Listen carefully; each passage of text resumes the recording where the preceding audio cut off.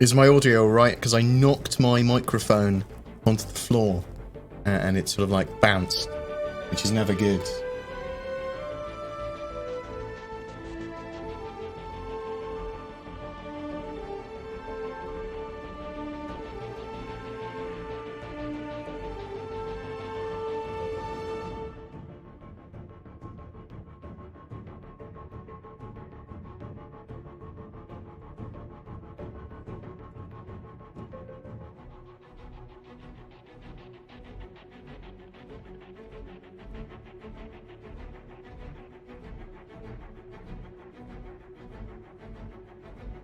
Yeah, I really liked BrizzCon in 2015 with the underneath the Concorde, which looked very much like a Cutlass Black.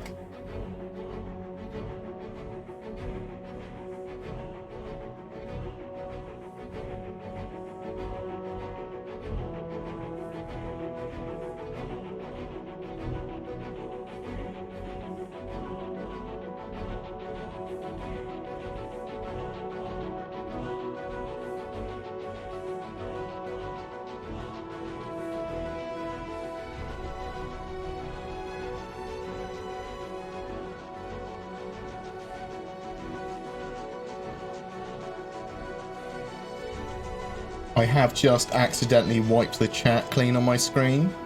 If you want to ask any questions, question in brackets.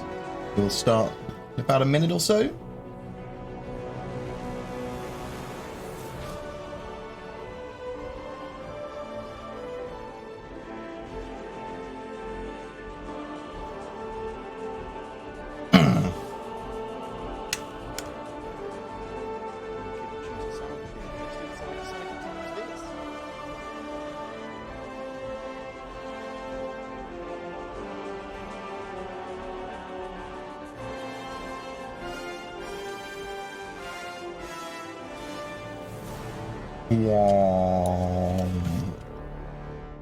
Boom. Hey. Oh, there's a little corner. I haven't got. Is that worse? Have I broken the other? That'll fucking do. How's everyone doing? Hope you're all good. I was bored today after releasing a video on the Tumbril FAQ Q&A. So I decided to stream, chat a bit. I just wanted to chat, to be honest. I'm bored, lonely. There's no one around. It's one of the joys, I think, of when I employ someone and when I have Zin working for me or whatever, then I'll be able to work throughout the day and actually have company doing that, working towards that goal, rather than getting distracted by playing things and just messing around. Not that that's a problem, it's just, if you're messing around, I probably want to monetize it in some way. I'm a monster. What's my favourite food? I love food in general. I'm very carnivorous, but I enjoy all foods. I love sushi, probably. It's my favourite. But I mean, any food that's not cucumber. Cucumber is the devil's vegetable. Oh my god, it is awful. I can smell it from miles away as well. My palate's pretty good. Used to be a chef. Used to be a head chef. Used to run my own restaurants. But, cucumber, oh no, can't be dealing with that. I'm not a fan of peach. Trying to think about anything else I don't like. There's very few things. Nom nom nom. Will the Ranger fit in the Urza? Okay. We won't know until the Ranger is built out fully. CIG said that anything that a Grey Cat buggy can fit into comfortably, the Ranger will easily be able to fit into. So potentially it could fit in the Urza. Not the Grey Cat buggy, I don't think that does fit. I haven't actually tried. Not even like, you know, speed docking, as I like to call it, which is just you run at something fast enough and hope it goes in. That is not a sex tip for life or anything. That's just that's where you get ship to ship docking at the moment.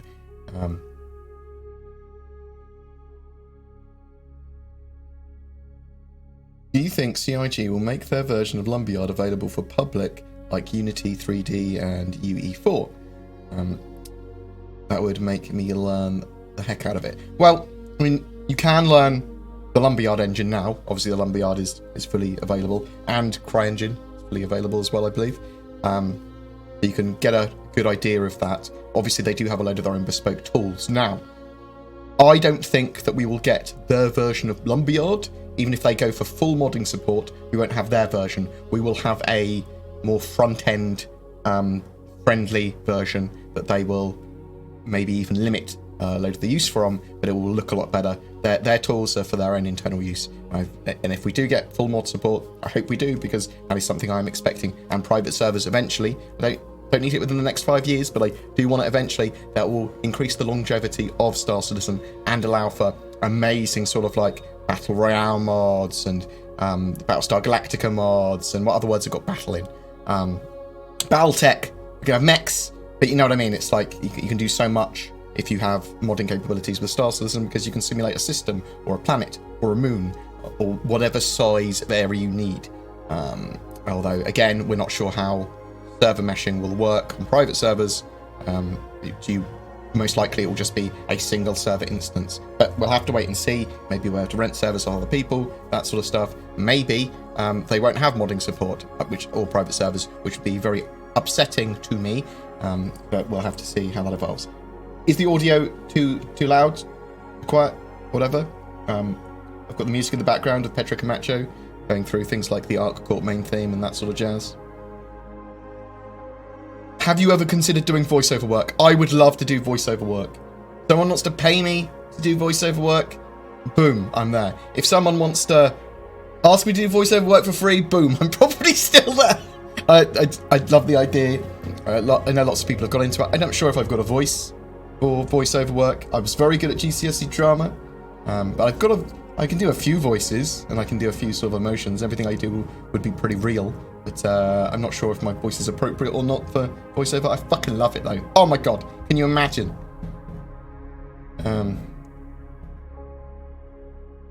Totally, I managed to fit my grey cat into my friend server. Perfect. Then, by CIG's own admission, that it will fit a ranger. Citation needed with that.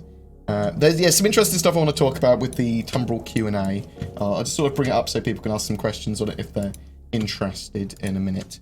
So I got the Tumbril Q&A, and it talked more about fuel and the Ranger not having fuel intakes, so it will eventually run out of fuel, and it can use battery instead of fuel, but they're very limited, and it will eventually run out of battery and fuel, and then it sounds like it will be stranded.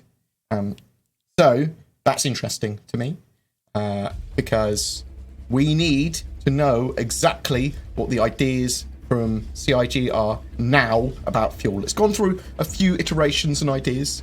I need something a bit more concrete now. I want them, they must have stuff like this in mind. They must have it reasonably developed. It's obviously quite important for the game. Probably not so much for Squadron 42, admittedly. But I want to know they're sort of like up to date. What is happening with conventional fuel, quantum fuel, boost fuel, mining of that, loads of stuff like that. I know for 3.7 that they've planned to put in the sort of like fuel scoop stuff, and maybe they'll tell us a load more then, but there's been so many sort of like talks vaguely about fuel without 100% defining how it will work at the moment in their sort of like heads in game eventually. And it's important, it's really important to help define long range, short range fighters and things like that, because people are complaining about quantum travel of ships. People will really sort of like balance ships out that are short range escort ships that are supposed to be mounted on carriers, like Super Hornets, for example. They might not have the best range, but they might be incredibly effective. Same as potentially like the Arrow. Arrow, great light fighter. Light fighters aren't going to have the best range, but they'll be great when accompanying a carrier of some sort. That sort of thing. I mean, there's obviously lots of other things going on there, and you can outfit your ship for your play style. But fuel. Tell me about fuel, CIG. But we'll talk more about the Ranger and about that again in a second. Also, 3.5.1. Obviously, I can't talk about the specifics of the Evocati patch for it, but hopefully it's going to fix some of the problems with the 3.5 patch, at least That's the plan. That's why they would have a 3.5.x patch of any description. So hopefully a load of those problems will be fixed, and I'll do another state of the game and give 3.5 a full review, and I won't hold back at all. I will review that. My last state of the game, I sort of like, because they were doing hotfixes at the time, I was probably a little bit too reasonable with the assumption that they were going to be fixed. I should have more said they need to be fixed, and the problems with 3.5 are pretty big. Well, at least there's some problems that are pretty big, and they do need to be sorted. So hopefully 3.5.1 will sort that. I'm hoping that with the 3.5.1 patch release that we will have a origin sale and the customization of the website, a customization of ships from the website that they wanted to have with that. I'm not sure if that's going to proctor all the ships or just the 300 series at this stage, or even if it's going to be when 3.5.1 comes out, but I hope it was. Someone's invited me to go up to Comic-Con in Birmingham NEC next weekend, so I might do that. My worry is that there'll be 3.5.1 going live and this 300 cool sale going live as well at the same time. I'd miss that, which would be really annoying. I don't want to ever take a holiday. I love working. I genuinely love being focused and working, but I get anxious when I don't. Like, I get terribly anxious, and that's an amazing way of dealing with anxiety. Focus on doing something that you know is improving your life effectively. I work, I basically make money. Boom. Improving my life. But I don't want to take holidays because of that, and because of that I don't see my friends as often as I'd like. So I sort of like have to assign time to do that. So I might do that, I might not. I worry about it. And what else have we got here? But question in brackets, I'm much more easily able to pick it out from the crowd, if that's cool. I will try and read comments and go through them, whatever. Oh, thank you very much for the bits. Alpha Sweet Pea, you are my sweet pea, my dream boat. Thank you so much, much appreciated. I will... DC, when he gets back, so DC and Zin's going to be working for me as the plan, but DC and Zin, they are moving house. They've been moving house for over a month. We thought they were lost at sea, but their house was so trashed that they've taken ages to have to set it all up again. So apparently it's hell. So hopefully that'll be sorted soon. But DC wants to build me an air cannon that fires money or bits into my face, or like a robotic arm that just kind of slaps me with money when I get a donation. So maybe that will happen in the future. That'll be fun, won't it? With CIG being pretty open about servers in their current state being at their operational limits, do you think the existence of the 890 jump in 3.6 being the largest ship to date will cause additional server issues, and do you think it would be possible to be delayed as a result? It technically could, I suppose, because they are giant object containers full of gubbins. However, I don't think they have enough entities in to worry about, and there's not that many of them in the game. Not that many people have got them. Got a server of 50 of them in a small area. That's going to cause some problems. But I suppose it doesn't matter what area they're in at the moment, because it's the server degrading. I don't think it's an issue, because it's more sort of like the giant areas on planets. It's the huge gameplay area there and loads of entities all over them that are causing the main problems. It could. I just don't think it is. And I don't think it will be delayed. I think people are pretty excited about it. I think they've done a load of work on it. Very much excited for the 890 jump. Yeah, and one of the other things is that they are beyond their operational limits. So they want 30 ticks constant rate on the servers. So like 30 frames on the server, so it does that many updates that often. But at the moment they're getting pushed down to 10 or lower sometimes, which is fucking awful. Pardon my French. Did I see the leaks for the 3.5.1? Unfortunately, I'm unable to discuss leaks or the 3.5.1 patch in detail, as I'm an Evocati member. Literally, basically the spirit of the agreement, the way I understand it, is protect the patch information. Don't leak it yourself. Don't talk about specifics of the patch. I'll talk about when it starts, when it stops, anything that's public with it that's not a leak. It pisses me off as well. I want to be able to talk about it. I'm a Star Citizen channel that should be able to cover it, and I regret my Evocati agreement. But I will honour it. I don't mind people asking questions about 3.5.1 or whatever, but I won't be able to answer it beyond generalistic sort of like, it's an Evocati patch. Typical Evocati things, you know, or there might be bugs. Unfortunately. Back in the old hangar days of Star Citizen, I actually grabbed a load of my old videos for that very purpose of doing a transition between then and now. We used to have a pod in the hangar where backers could play Arena Commander. What about having access to AC and Star Marine on long quantums? Yeah, I believe that's actually going to be a thing. That quantum pod, the Star Marine and Arena Commander pod, I believe will exist in the full game eventually. And they'll be on ships like the Bengal, whatever, to train new recruits. You'll be able to probably have them in some ships.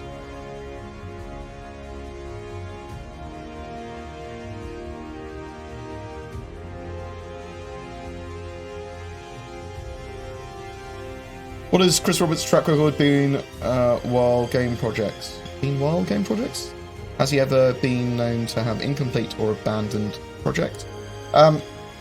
Chris Roberts has got a coloured past in game development, made some great games back in the day. There's a huge amount to go over with Chris Roberts. He's gone to Hollywood, he's had some successes, he's had some failures. He's had a whole range, that man. Current server player limit is 50 people, yes. But once you hit like 45 or more, the servers rapidly degrade.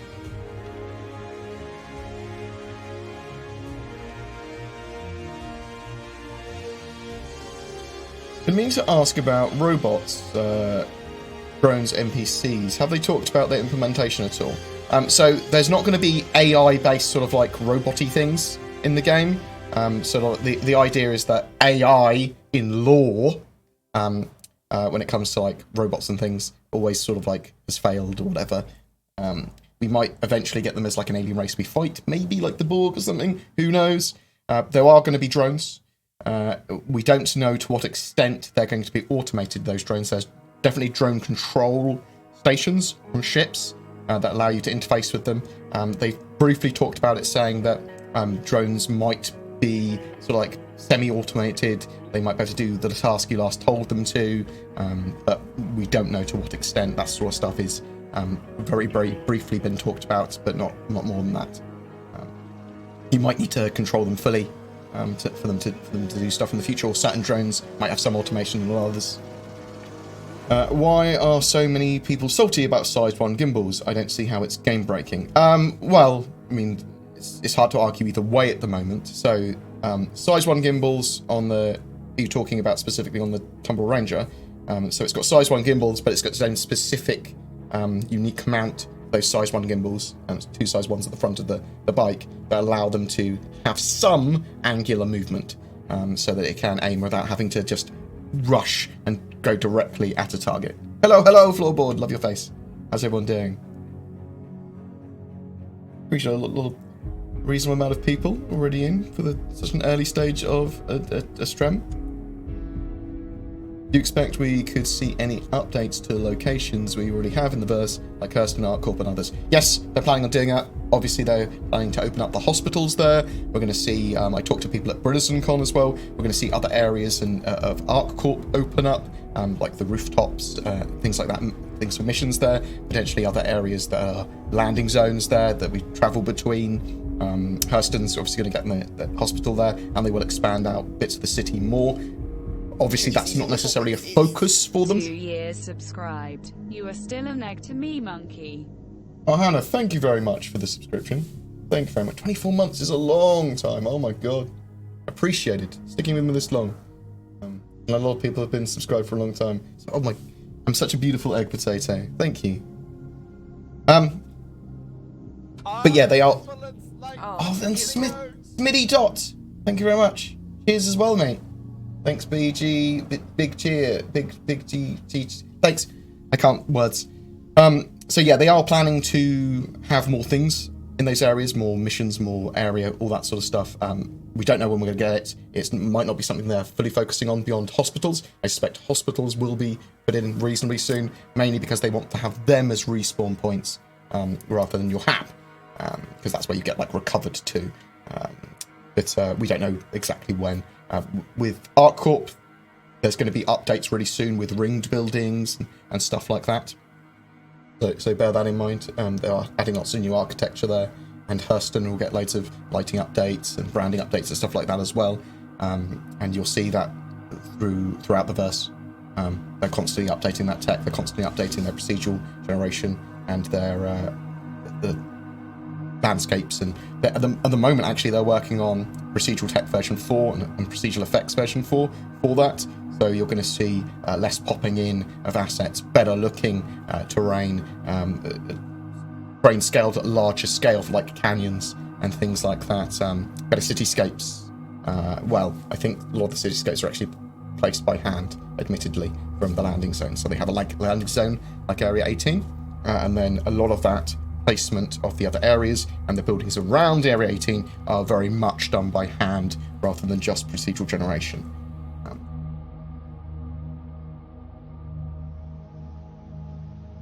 I'm so mad CIG is deliberately deciding that ship weapons won't persist through ship claims. So, items that you buy in-game, when that ship's destroyed that you had them mounted to, you lose the items currently.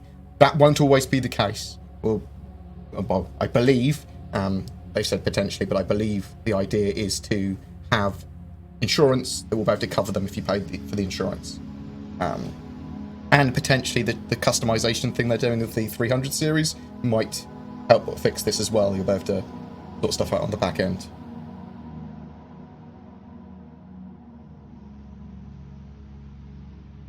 What else we got?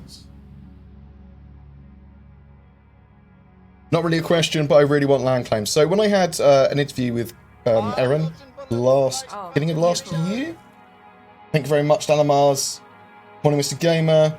Well, for me anyway, any feelings on if 3.5.1 could make the PU by the weekend? I think it'd go to first wave PTU by the weekend, or out to the more general public beyond the Evocati. I mean, it could be live.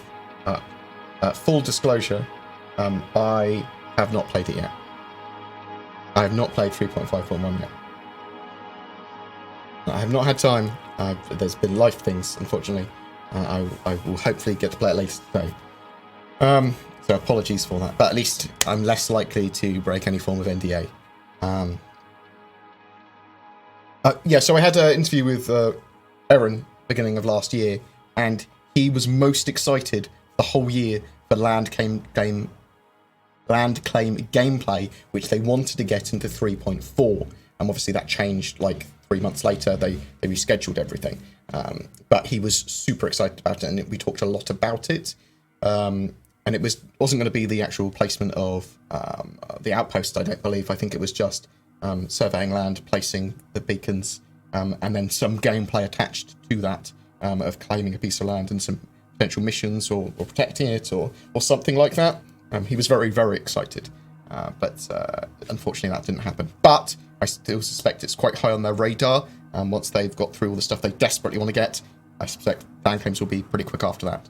The original stretch goals mentioned additional classes of ships, including battle cruisers and battleships, and another carrier class. Do you think we'll still see these in the future? We'll still see them as viable?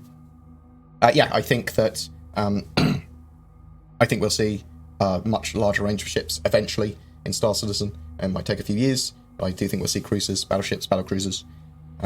And I think we'll see some of those types of ship and cruisers and things from other races from the off. I think that the Vandal will probably have quite a range of ships. 3.5.1 is out to Evocati currently, yes. I can certainly say that.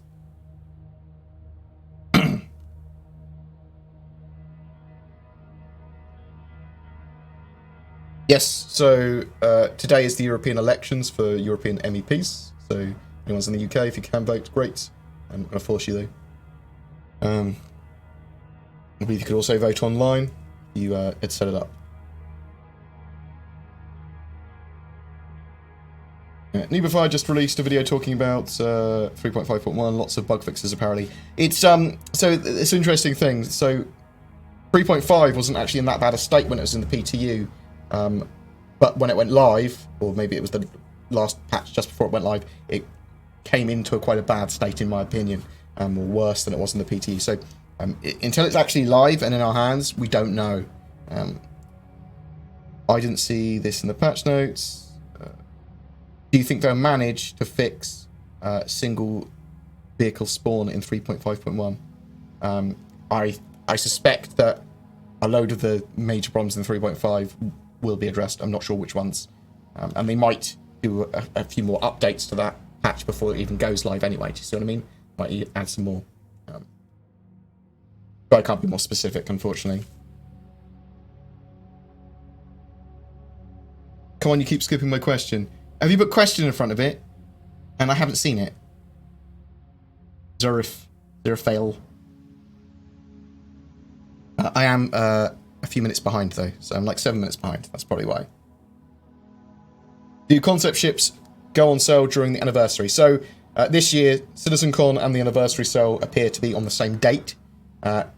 They sell previous concept ships that are still in concept. They typically have another concept sale or two going on at the same time, and some new ships that were never flyable before. So all of that could happen during the anniversary sale. Will the Avenger Titan be purchasable in-game with Alpha UEC, UEC, or will some ships, including the Avenger Titan, be exclusive to real money purchases? As far as I'm aware, there should be no ship which is unavailable in-game, other than potentially promo ships, which will only be tradable between players. However, I still would be upset if they did that. And this is ships like the Saber Raven and the AMD Mustang. Not a Mega, is it? It is a Mega. Now, I'd hope that we could, well, maybe not the AMD ship. It is just a Mustang Gamma. I'm fine with that. But the Saber Raven is a unique hull, and that was only available with SSDs, with the Octane drives. So I'd hope they're available in-game beyond just trading with players, but we'll have to wait and see. But everything should be available in-game for UEC, or Alpha UEC at some point. 3.6 is going to have probably more ships to purchase with the ship consoles. Ship rentals as well as planned for 3.6. So we'll have a range of ships there. Soon, you won't need to have anything beyond a... well, even now, you don't need anything beyond a game package. And like your Aurora or your Mustang to enjoy the game, or to participate in it rather than enjoy it, shall I say. Because you can purchase some ships, and very soon you'll be able to purchase a load more. Do concept ships go on sale? That's what we just talked about. I follow the game closely, but you are my daily Star Citizen fix. Thank you very much, Gregor. Gregor, very much appreciated. I don't think I read your donation earlier. Hello, could you make a new 890 jump video? I did make one quite recently. If we learn more about it beyond what that last video I did on it was, then I may. My goal really with my channel is to produce at least one video a day on Star Citizen, sort of like, even if it's just a discussion video. I suppose maybe it will be occasionally in the future I'll stream for a longer period instead of making a video, but hopefully with Zin working for me I can do a lot more. What are the most significant features being added in the next year? Also, which will improve performance? Actor to server. Well, let me actually show you. Bam.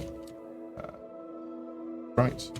So, let's bring up Cortec. We're going to get general optimization. So they're doing the client to server actor networking rework. This will make it the servers server authoritative, which means that people with shitty pings will have their performance degraded rather than everyone else around them's performance degraded. This gives a load of other improvements as well that are important. They are doing general server improvements as well. We are going to be getting full persistence, server-side object container streaming, and at some point, I'm not sure, probably within the next year, we might see it, static server meshing. Actually static server meshing. So server-side object container streaming allows for the server to stand by different areas that aren't in use on a single server. So it can go, I'm in charge of this entire planet or whatever, or this this entire system, but no one's on this planet. That planet is being paused by the server. Bam. Full persistence allows all that data to be saved and then reloaded back in. Bam. Nice and easy. It also stores loads of information about other objects as well. And then static server meshing allows multiple servers to hand off to each other that can be in charge of individual object containers or planets or ships or whatever. The static side means that it will just be Hurston is run by a server. This planet's run by a server. Crusader's run by a server. This area is run by a server. In the future, we'll have dynamic server meshing, which will allow them to spin up and down servers based on population needs for object containers. So individual object containers can be a server, but don't need to be a server. They can be nested in other servers and then spin up and down based on the needs of the server. So in the next year, potentially we could have all of that. Or at least we're working towards that, each of those stages are massive improvements to the server. And lots of other stuff's going on as well. Other improvements and optimizations. Loads of the back-end services are being tweaked. They talk about the diffusion services and things. A lot of this won't improve client-side performance, but isn't being affected by server performance. But servers are the problem at the moment. For most people, anyway.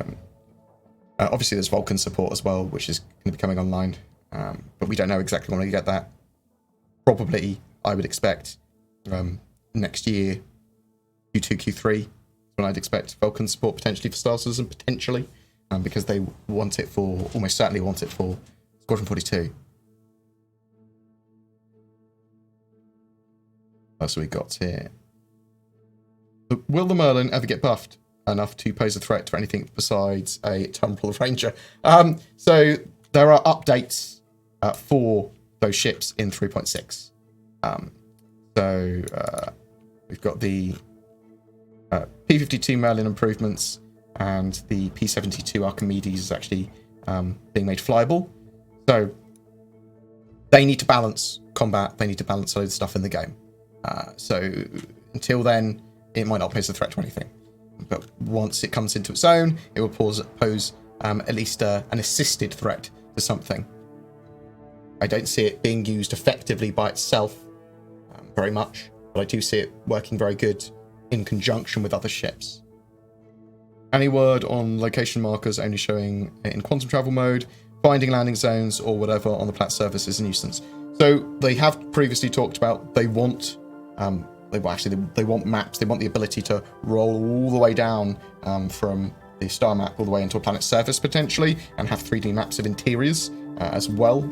They've been working on that, so hopefully they'll expose that to us. The thing is that they want to expose more data, more coordinates, more ways of navigating to us. They just haven't 100% decided what, or they haven't finished working out exactly how that's going to be implemented, or maybe they're working on it but it's not ready yet.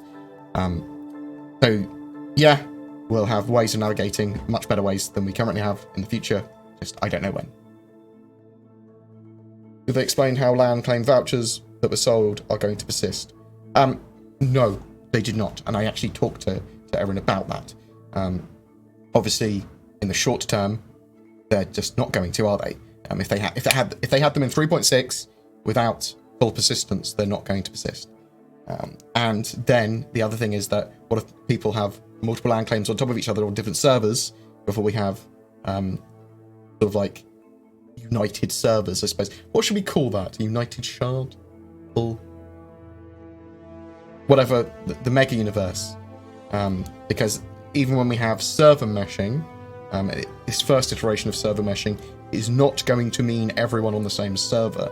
Even when the game's finished, it might not be possible to have everyone on the same server. They might have to break it down for a region. They might have to have Asian servers and West servers or whatever. And then you potentially could choose to have your guy on a different server, but that could cause you some problems. So we're going to have to see how the dynamic server meshing, how far they can push that tech and what their plans are for single shard servers. It'll be interesting, whatever. But no, I don't know how they're going to persist yet. Not in the first iterations of them. Outside of mission gameplay, how do you see ground vehicles like the Ranger coming into play for day-to-day game use? Great as mission ships. Oh my god. A date Kabdur. Oh my god, I've said your name before, haven't I? A date Kabdur. Thank you very much for donating loads of random gifted subs to Ruvian, Zelix1, Dokalfa, Bivals88, and Solo. Thank you very much. I'm the worst with names. I'm so sorry that I'm awful with names. Thank you so much, Adate. Kabur. I don't know how. AC. Gonna call you AC. Boom, boom, boom. Thank you very much. Very much appreciated. Legend. Tricksy little hobbit. Outside of mission gameplay, how do you see? That's pretty annoying. My voice line for that. Ground vehicles like the Ranger coming into day-to-day use. Mission. It's a mission bike. So I've got BAM. I've got my Avenger Titan. I want to do delivery missions. I can take boxes in my ship. I can take a Ranger in my ship. I can take the boxes from a facility. 3 of them on my bike because the bike can hold 0.375 SC of cargo space. The 1.2 SC of cargo space is incorrect. It can take 3 mission boxes, and each mission box is 1.125 SCU.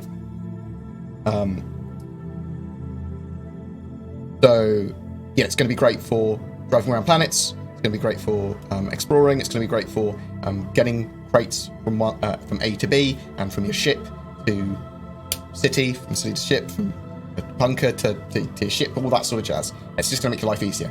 I really like the idea of that.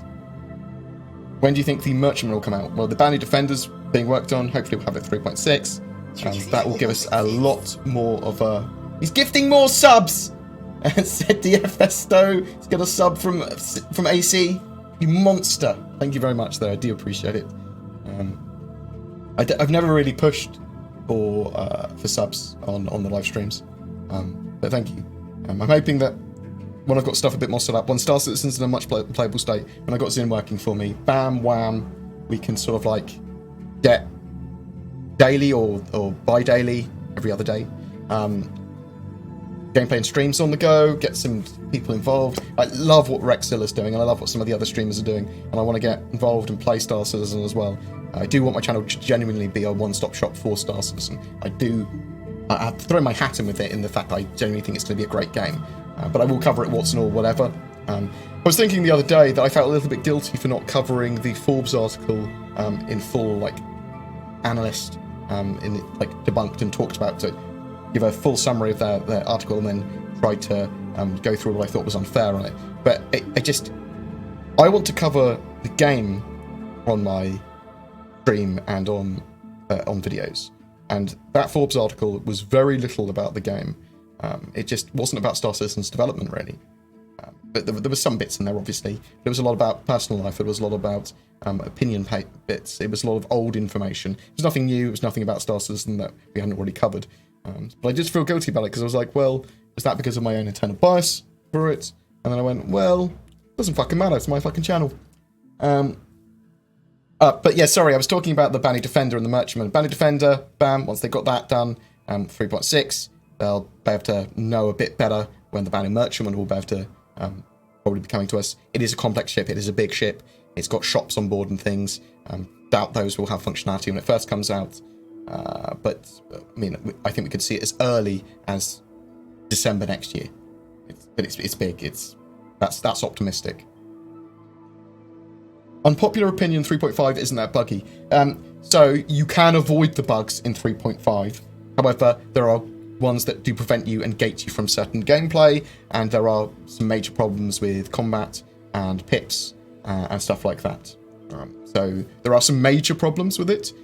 You can have fun with Star Citizen in 3.5. Yeah, technical achievements in 3.5 are great. If you want to go around as a tourist and do some of the missions, great. There are some like boxes falling through the floor, people getting stuck in locations, the combat being trash. There's a load of problems, and the combat's trash largely, or at least some of the problems I have with it are bug-based. Cats or dogs? Cats all the fucking way. I love cats. I cry like a fucking crybaby when a cat dies, even in animes. Okay? If there's an implication that a cat is dead, Franbo I was worried Mr. Midnight was going to die throughout that bloody game, and I was really, really anxious. Oh my god, cutting and gameplay cats. Isn't having closed patch notes locked behind an NDA agreement and open development quite weird? No, not necessarily at all. Open development is... Star Citizen is the most open development of any game I've ever seen. And I challenge you to find something that's more open development than that is not an open source game. Let's go down from a studio that's trying to produce something AAA, and let's give it a few little restrictions. Otherwise, like, I've got my game and you can all see my roadmap and anyone can participate. No, I don't think that's weird at all. Like, open development, but loads of stuff in Squadron 42's NDA. That seems reasonable. Regarding your theory on the systems most likely being added next, aside from the time to flash out the assets for each system, what new tech is critical to make them possible? Jump points, server meshing. Jump points and server meshing are the main things for that. So that allows them to... They're currently gated by only having one star system without server meshing. I probably should have mentioned that more in the video, admittedly. So let me go through this with you guys very quickly. As we're here, your desktop, and let's have a look at this map of the star system. So, in the game at the moment, we have the Stanton system, yeah? Now, my theory now is that, and it sort of always has been, that the next couple of systems that they might do are the Magnus system and the Pyro system. And I think most likely out of those two is the Pyro system, however, I do think they'll do both, okay? The Pyro system... the Pyro system is connected by jump point to Stanton. And there's a lot going on with the Pyro system. But almost all of this stuff is moons. Okay? Or moon-like planets. The only thing really... well, there's two things going on in Pyro. There are solar flares from the sun. So this sun... give us any proper information about it. Pyro 1 might though. Dwarf planet, charred black from constant violent solar flares from the system's star. So we're going to have space weather in this. It's going to be dangerous to traverse this system. And there's going to be solar flares that if your shields are down, maybe it will destroy your ship or cause damage to your ship or whatever. But it will certainly cause damage. But there's loads of moons around Pyro 5, is it? Or is it Pyro 5? Yeah, Pyro 5. There's loads of moons there.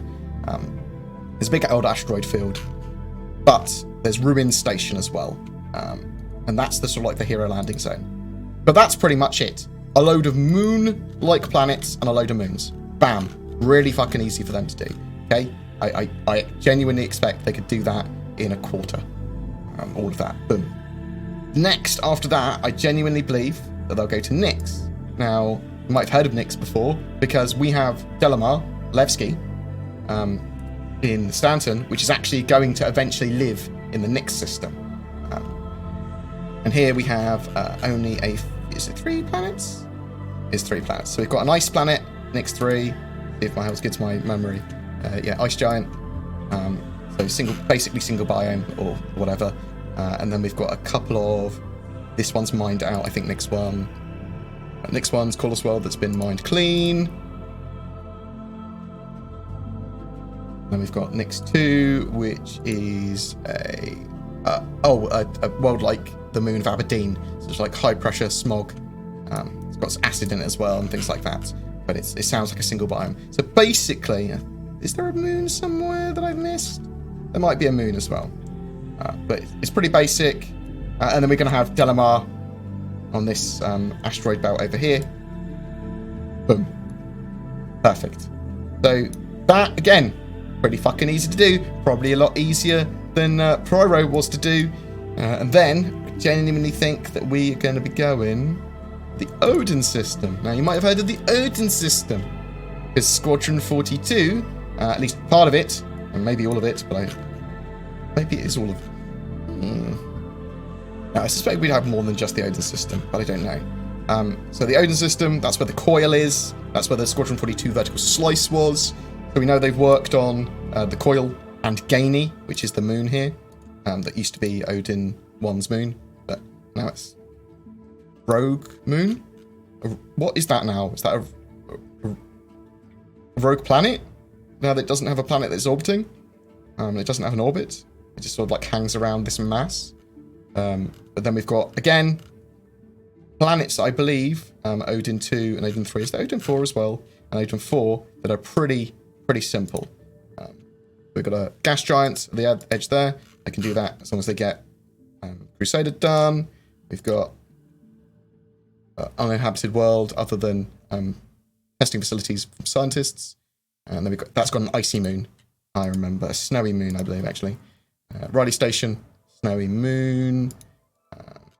And then we've got Odin 3, which I believe was barren. Or was it Cthulhu? So basically it's had its sort of like surface stripped off, as far as I understand it. It looks similar to a terrestrial planet. Yeah, so Odin, I believe, did it go supernova? Is that the idea? And it destroyed Odin 1, or something happened, and it caused all the other planets to be pretty nuked and blew up Odin 1. But yeah, so that's my theory. And then with Odin, they can actually have the Vandal in game. So the Vandal systems are all around here. We know the Vandal are obviously the main enemies in Squadron 42 Episode 1, and we know the Odin system's there. So we've got all the Galactic West and all the Vandal control systems. I just think it's interesting. I think that's my new theory. So Odin, Nyx, Pyro, Stanton. And we start in the Stanton system. And I think they can do that actually pretty quick. Maybe Magnus as well. Probably Magnus as well. Yeah. Just want to share that with people again. Don't have to agree with me. Oh, Zin, thank you very much for resubbing. Appreciated. I was talking about you earlier. You might have heard. What's the biggest holes in the existing ship lineup? Bonus, what do you think CIG has in store for the rest of 2019? So, ship lineup-wise, mine layer would be cool. Vehicle-wise, loads of vehicles. Loads of utility vehicles. Lots of things for that. People have been talking about a potential carrier for Titan suits. Obviously, there needs to be ways of potentially building or transporting items per planets for the purpose for outposts that aren't just outposts, like defense turrets and things. There's not that much they have holes with now. Medium minor, getting a small, medium, large, and potential capital ship for all the roles. I would like to see that. They said they don't 100% need that, but that was an original goal. So I would like to see a medium salvager, for example. Medium minor. Lots of modular things like Star Citizen for me, the subcomponents and like modular system and component system, that was what originally attracted me to it. So I would like to see some more modular stuff. I would like to see a drone corvette. Lots of sort of like big ships could fill in holes as well, based on how good the combat is in the future. Will the character go back on sale at all this year? So it should go on flyable sale when it's available with hopefully 3.8, and it should be on sale again for the anniversary sale on the 23rd, 24th of November. Or around then. Do you know of any work getting done on ship ramming? A saber hit my reclaimer and I got destroyed and it didn't. It had full shields. They will work on that. 100%. Like they want some system in play there. I'm hoping that they have that ship collisions don't actually deal that much damage, but cause you to sort of like wildly go off course. That's what I'm hoping for ramming. I don't want ramming in that's really OP. That's my opinion on that. I think it will cause problems more than fun. Do you think we'll ever be able to freely customize the interior of a ship? Never, probably not freely, but I think we'll have a lot more interior customization in the future. Let's see what the customization system they've got planned for us with the new 300 lineup of ships. Hopefully coming in the next few weeks. Hoping the end of next week, but it looked logical to me, like I said a couple of weeks ago. Oh, thank you very much, AD, AC. I don't know why I called you AD, DC.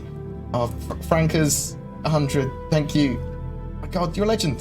You're just giving loads of free shit, giving me loads of bits. Oh, you can't even get your name right, AC.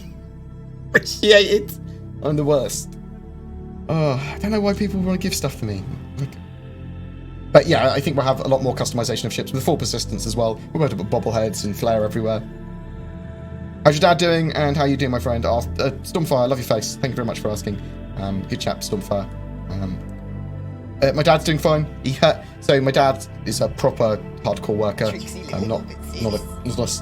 Not hardcore in that sense, but he likes doing stuff around the house. So he's here at the moment, and he's pulled his shoulder because he was lifting things and doing silly things that he shouldn't be doing at his age, even if he was fully well.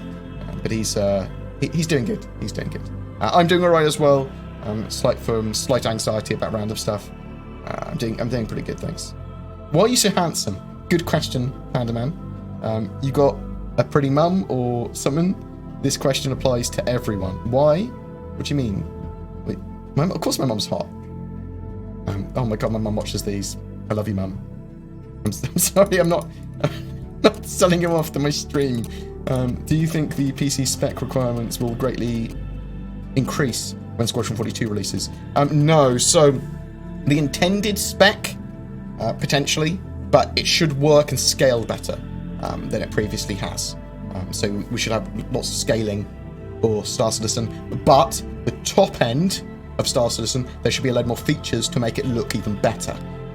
Obviously, there's a load of things they need to do at the polish stage. They want to get Vulkan support. They want to get all these things that make games look significantly prettier, but they haven't put that in Star Citizen yet because you do that before it's released. Thank you very much, Skynet. I assume that's you, NEO. Love your face. And thank you for all the follows as well, and all the Patreon. I've had a couple of Patreons today. Thank you. Will we be able to upgrade the parts of a ship, specifically the quantum drive, if that's what it's called? Flying from Crusader to ArcCorp is getting tedious. So, Fennec. Yes, you'll be able to change your quantum drive, hopefully, and power plant for your needs. So, even in a smaller ship, you can have a better experience for that. There should in the future also be ways of potentially reducing the travel times between one area of space to another if you're in a small ship. Small ships are not great at quantum traveling huge distances constantly. They need to carry a ship if they're like a short-range fighter or like a Hornet or an Arrow or whatever to be able to get there quicker. So you could hitch a ride with a Kraken. You could potentially have civilian ways of doing that as well that are sort of like tied into game engines that you don't have to just wait for a player to come along. But that would take you, rather than take 15 minutes to get from one end of the system to the other, take 3 minutes. You see what I mean? So there will be better ways in the future. Unfortunately, those systems aren't in place yet at all. So it's just frustrating at the moment for people that only have a small ship. Not a euphemism. The other thing is that it'd be great that when we spawn into the servers at the moment, while we don't have full persistence, I'd like to choose where I spawn. You know what I mean? I want to spawn in Hurston. I want to spawn in Area 18. Let me choose, especially if I'm dead.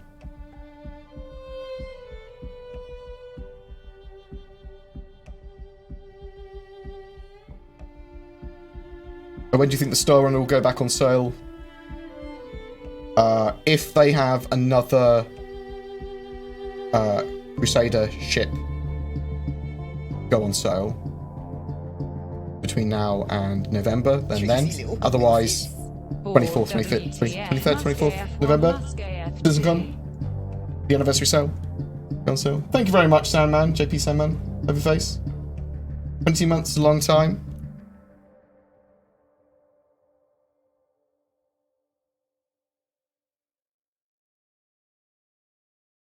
I use the term bi incorrectly when I talk about bi-weekly. Let's get that clear. Fortnightly. Also, I can't even remember what I was talking about. Every other day is what I meant, actually, when I was talking about that earlier. Is there any way to join Squadron 42 testing? AC, if you put question in front of any of your questions, I am much more likely to see them, and I very much answer yours because I love your face, because you've prepped all the money in the world at me.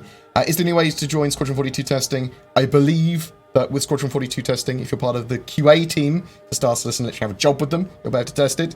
I think it might go to Evocati testing at some point before it's ready, probably when it's an alpha/beta. It might get a wider test than that, but they have not talked about anything beyond potentially Evocati getting it. And to become an Evocati member, if you're very active on reporting and contributing towards bugs. You don't have to find all the bugs, but you can contribute towards bugs and get involved with the PTU tests, not just the live patch build, and do the same and play a lot. Then you're much more likely to get offered Evocati, and you will literally get a message offering it to you. I think you can probably, there might be a thread or something you can poke people about it in, but that's the way I know to get it. What's coming with the 3.5.1? I don't see any patch notes, a patch notes thread. So it's in Evocati at the moment. There's potentially leaks on Reddit. I think Nubifire's done a video on it as well. I can't talk about the specifics of the patch, but the idea of the 3.5.1 branch and any 3.5 or any 3.x.x patch would be to solve bugs. So hopefully it will solve problems, or some of the major problems with 3.5, of which there are some game-breaking ones, in my opinion, that prevent sort of like long-term play. Well, I suppose it's never going to be long-term play, it's only every 3 months. But you see what I mean? So hopefully it should be that, and it's the assumption that the 300 series will be coming with that 3.5.1 patch as well. So does that mean you intermittent?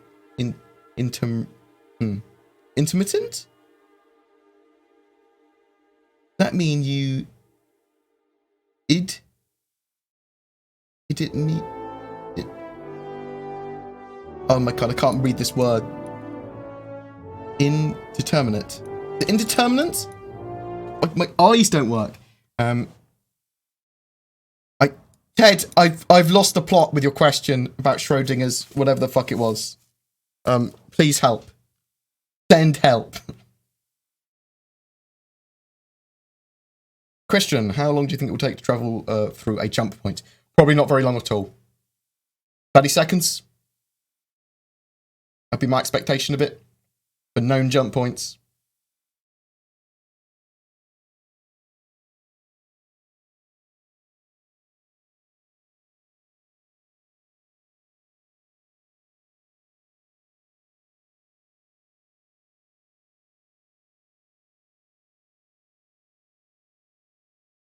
I see. Oh, I was wondering where my audio went.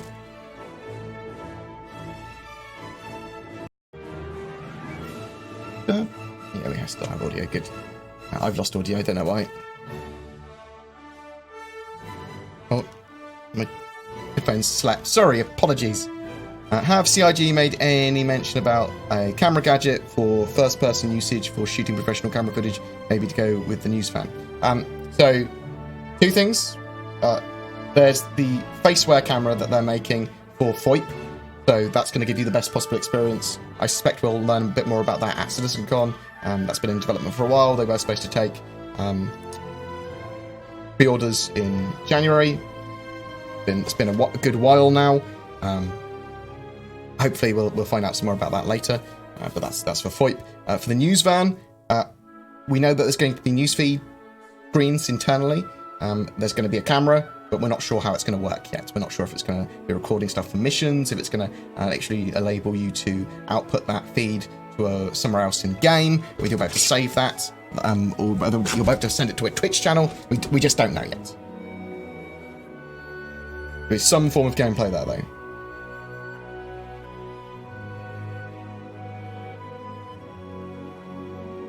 And that's why I called you AC. No one can pronounce your name. That's literally why. Try and catch up a bit. Any guess for 3.5.1 live? Next Thursday? That's my expectation. So what date would that be? 30th, week today. That's when I'm expecting it. Hello, hello, hello. Oh, thank you for the love.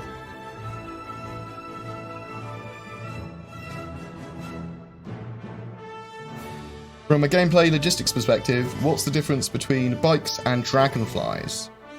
Trying to figure out and understand the justification. So, we've got hover bikes, hover things, so that's the Dragonfly, the X1, the Nox, they are hover bikes. And then we've got land bikes. Now, land bikes are going to have some advantages and disadvantages to the hover bikes.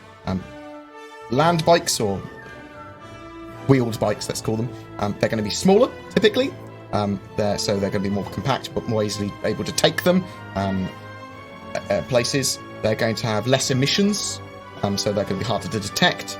And that's the main ones, really. They might perform better on certain terrain and things like that as well. Hover bikes, obviously, they can go over more varied terrain. Maybe they're not going to be as good on super high gravity worlds, but the hover bikes are typically going to be faster. Obviously, they can be used in space as well, those hover bikes, so there are differences there. I suspect the Dragonflies, the hover bikes will just be more expensive as well.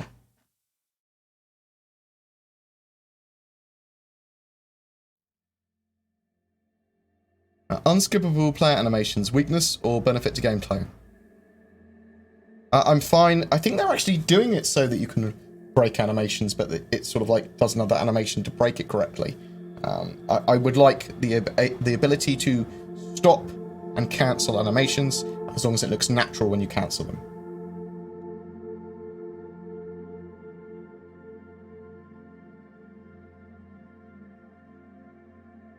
What percentage of CIG's dev team is dedicated to Squadron 42 as opposed to Star Citizen's Persistent Universe? That's an interesting question, because obviously a lot of the Squadron 42 stuff does bleed in to Star Citizen's Persistent Universe. I will find out for you, Misfit, a breakdown, if I'm able to, of staff in CIG, of who's a dev, who's a janitor, so people that are actually involved with the production of the game. So that would not be receptionists or janitors or whatever, or potentially building managers and things like that. People that are devs, and then try and get a breakdown of what percentage of those devs are on each team. So like, well, specific role of a team. So VFX, networking, that sort of thing. I will look for that. I will try and find it. I will email CIG with that and stuff about fuel later today. The other thing is I want CIG to tell me more about fuel. As I said earlier.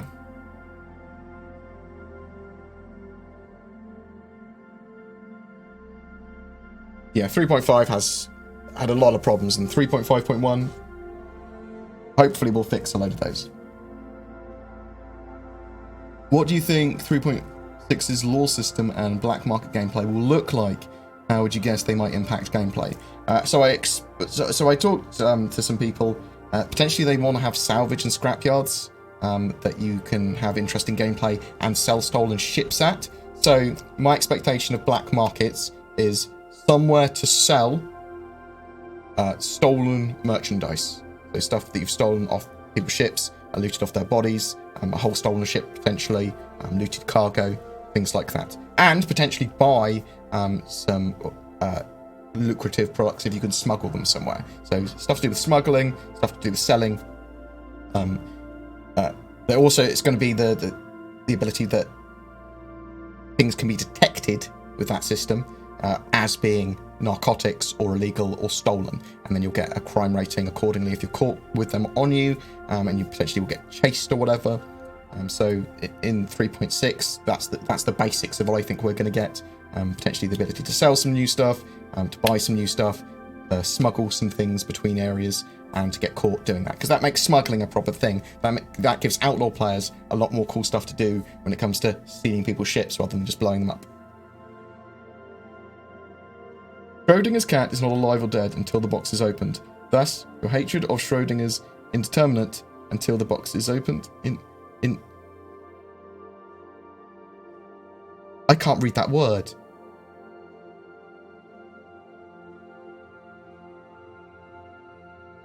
Indeterminate. Oh, why can't I read? Why can't I read this word? What is wrong with my brain? I don't know. I'm having a breakdown. I love you, Ted. I understand Schrodinger's cat. No, I don't. Well, I do. I understand that's what. It's not alive or dead. It's both, isn't it? Was it neither? I don't know. Now I don't know who I am. Who's Schrodinger and why did he have a cat? He shouldn't have had a cat. He's terrible at looking after it. Bored. Did you buy the Tumbril Ranger? Yes, the CV. The CV is the best one in my opinion by far. Right, it's a proper mission little vehicle. I don't want it for combat. I don't want it for racing. I've got one for G for racing. Sen's bought all of them because he's an idiot. When do you think trading prices will be better? ATM bounties are far more profitable. I think they'll just change throughout the game. It's going to keep on evolving, and then we're going to have, as soon as we have a dynamic economy and it sort of like works its own prices out, and there's no more resets, it'll be perfect. It should work a lot better. So 3.6 with the black market economy, that might stimulate stuff. We just need risk and reward, and to be appropriately rewarded for that risk. About the camera, I mean in-game camera, not the FOIP cameras. Yeah, I got that. So I talked about the thingamajig afterwards.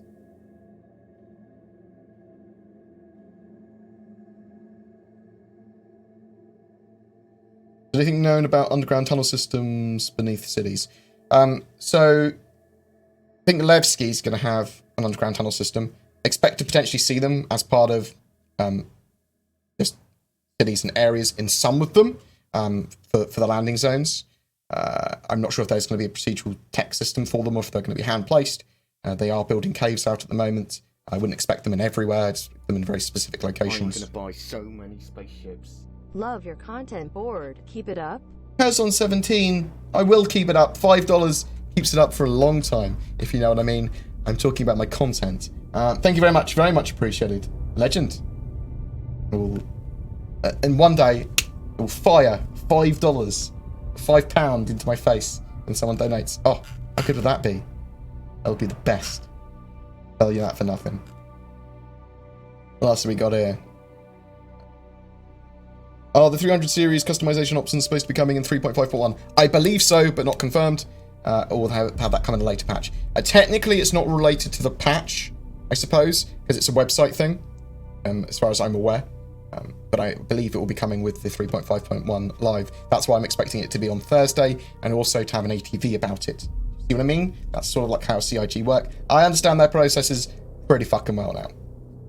Not always right, but I'm a lot better than I used to be with predictions, and I've been very accurate with a lot of stuff.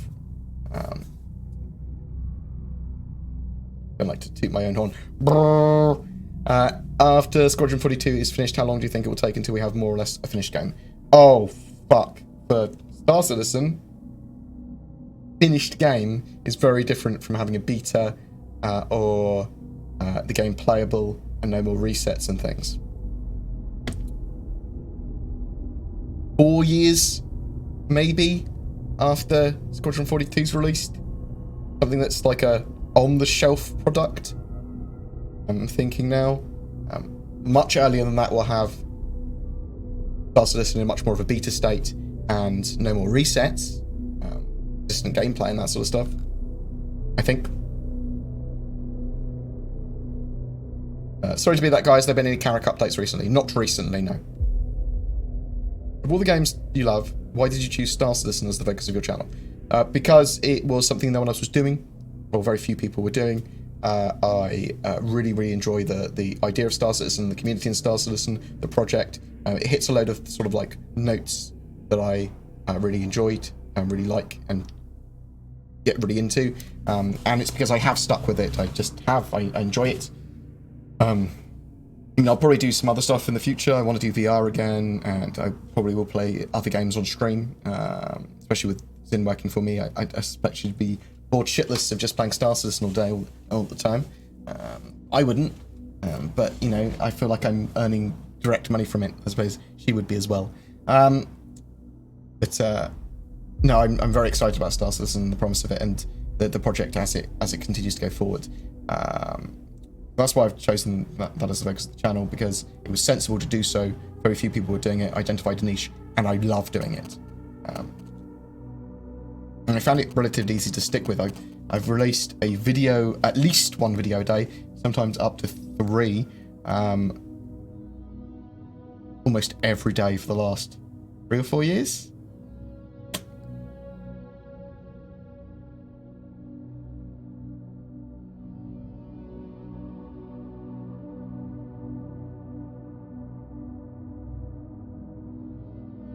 I worship Schrodinger's cat. He might have died for my sins. What? Okay. Well, okay. Do you think we should just get rid of the NDA for Evo? 100%. I don't want an NDA for Evocati. Wouldn't that help to lower expectations before each patch? Potentially. I don't think we should have an NDA for Evocati, though. I think it's silly. I still think there should be Evocati testers. And choose those testers based on they understand that it's buggy and they don't like constantly BM it. But criticism's not bad, and working through the patch and being stressed or frustrated isn't bad. You don't want people that aren't appropriate for it. They're basically an extension of their free QA. Do you think Chris Roberts' micromanaging and chaotic management style is why Star Citizen progresses so little? I think originally, yes. I do think he's probably got a significantly better, and a lot of the management is out of his hands, or at least delegated to Aaron and other people as well, people like Brian Chambers and stuff. I think he's got a great studio supporting him now. I think originally, up until the end of sort of like 2015, that was not necessarily the case. Probably provably wasn't the case. But now, they've brought it all in. They've all done everything in-house. They're doing less on contracting, like pretty much nothing on contracting anymore. And they've got a great team to support them. And I do think Chris has got significantly better. Because I do believe that he originally, when the game started, was like 13 people for the first like year.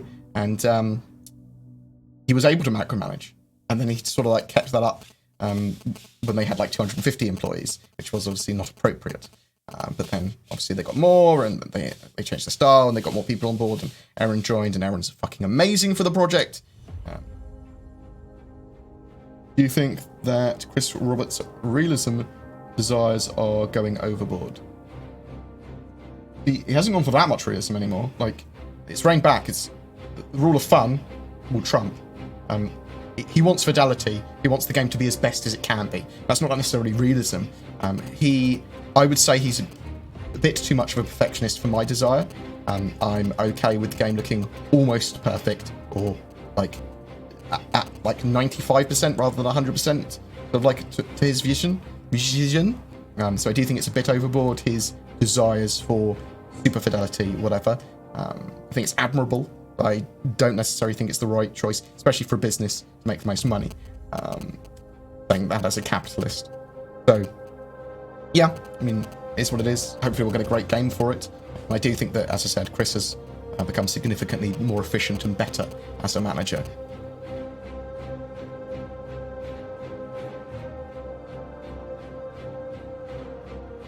People can have their opinions and talk about stuff. I'm cool with that.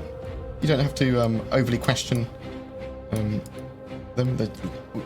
I don't need to defend Star Citizen, no one else does. I can let the game speak for itself. I do think it's going to be something quite genuinely pretty great. At the moment, the project is alpha. That sort of understanding should go both ways when people use the excuse, and the game is an alpha. Just go, well, it is an alpha, I don't need to defend it. It's what it is, I understand that. But there are other games? Question mark. I think Star Citizen is probably the game I've probably had the most fun with. Probably. I mean, Rust is pretty high up there. Left 4 Dead 2. Diablo 3 in some situations. WoW. Eve. There's some other good ones that come close. But Star Citizen, even before it's a proper game, has been pretty fucking amazing. That's more of the community than the game, I think. I'm just looking very much forward to more and more game. Full persistence and no more resets. Oh, that's what I'm after. As a newbie, will I use my in-game bought stuff like Armo and 3.5.1 launches? We don't know if there's going to be a server reset, a full reset, when the 3.5.1 patch comes out or not. It might. If they have a point during alpha that there are no more resets, will they reset at the beginning of the beta again, and again at first release? Maybe. Don't know.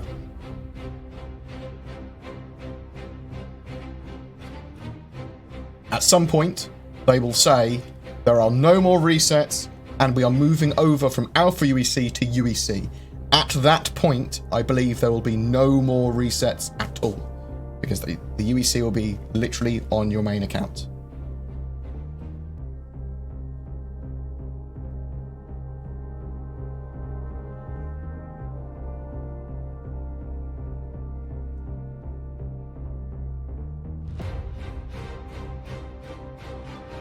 I don't actually think there's that much in the way of Star Citizen hate in the way that other people seem to think so. I think there's militarized sort of like trolls like you get in any other community. And don't get me wrong, they are part of the Star Citizen community, those trolls. They might not play the game, but they enjoy aggravating it. But yeah, I mean, I just think there's a small amount of people that are very active. And then you get sort of like mainstream misunderstanding of Star Citizen from people that may not ever want or see or play the game ever, might not even be aware of it, but if they do talk to you about it, it'll be like, oh, isn't that scam game or something like that. I think I've actually had someone say that to me at a party when I said I covered Star Citizen. It was like, well, isn't that the controversial game that's not coming out or something? So, oh man. That's the face I make.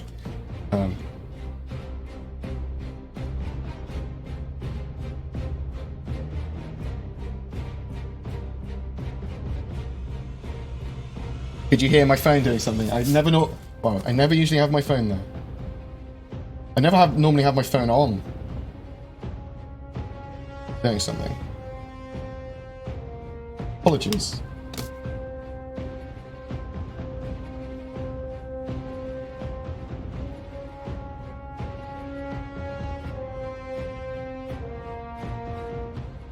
Based on the aggregate of criticism, it seems that the critiques get levelled periodically, keep getting recycled from disaffected employees from 2015 and earlier. And I think that those employees probably did have genuine problems with the company. However, one of the other things they said in the Forbes article, they talked to 20 employees, but they only talked about really what 2 of them had said. And the rest they said, oh, paint a picture of mismanagement. Everything is referred to as mismanagement nowadays. Like, in every AAA game, Blizzard and EA and Activision and all of them at the moment, and even fucking Cyber fucking Punk 2077 or whatever. There's just loads of things like mismanagement. There's mismanagement in every company, of course there is, otherwise they'd be perfectly efficient. It's such a vague statement. I need details of why. I need a breakdown of why. And tell me exactly why. Not 2 people didn't like the fact he micromanaged and they thought he was, they couldn't work with him. Okay, what about the rest of those 20? What about those other 18 people? Did they actually say stuff, or is it just opinion-based? Like that sort of thing. A bias-based conclusion. It's just, sorry, it really annoyed me, some of the conclusions people draw. Like, it's fine to have, fine to talk about those sort of stuff, but then to sort of like sweeping generalize certain areas of things to suit your narrative. Hate statistics for that reason as well. People using statistics to prove their point when it's still wrong. Like they've just made statistics absurd. Sound like it supports their argument, even what am I looking at? Thanks for all the follows as well, very much appreciated. Here I come, mate. Do you think quantum travel takes too long? So, as I said earlier, depends on the size of your ship. Obviously, for small ships, quantum travel is supposed to take a long time. There will be ways in the future that you can just dock to another ship, like a Kraken, or potentially a civilian option that will be able to take you from one side of the verse to the other, or one side of the system to the other. There is a helicopter, I believe, going overhead. So if you hear weird distortion, it is that.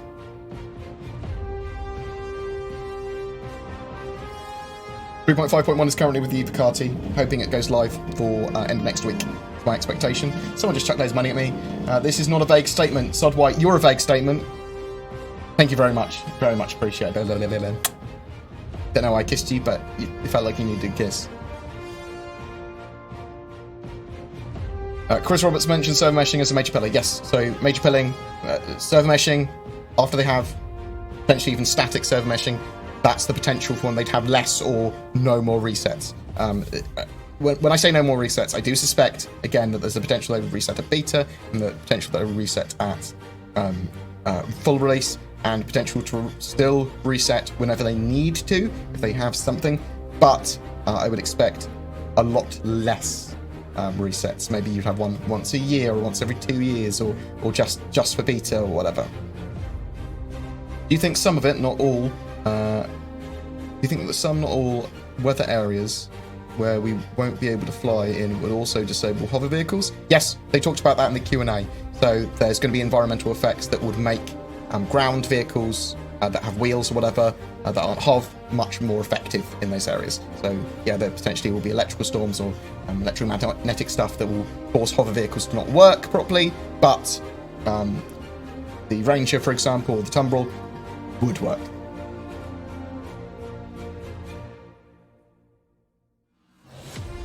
Yeah, I'm happy for them to reset at beta and at full release. That makes sense.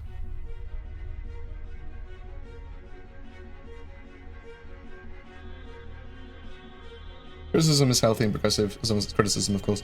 I'm fine for people having their own opinions, as long as they're civil. I'm about civility and free speech to a certain extent. I'm not a free speech absolutist, but I'm a reasonable free speech. It's all about civility to me. Yeah,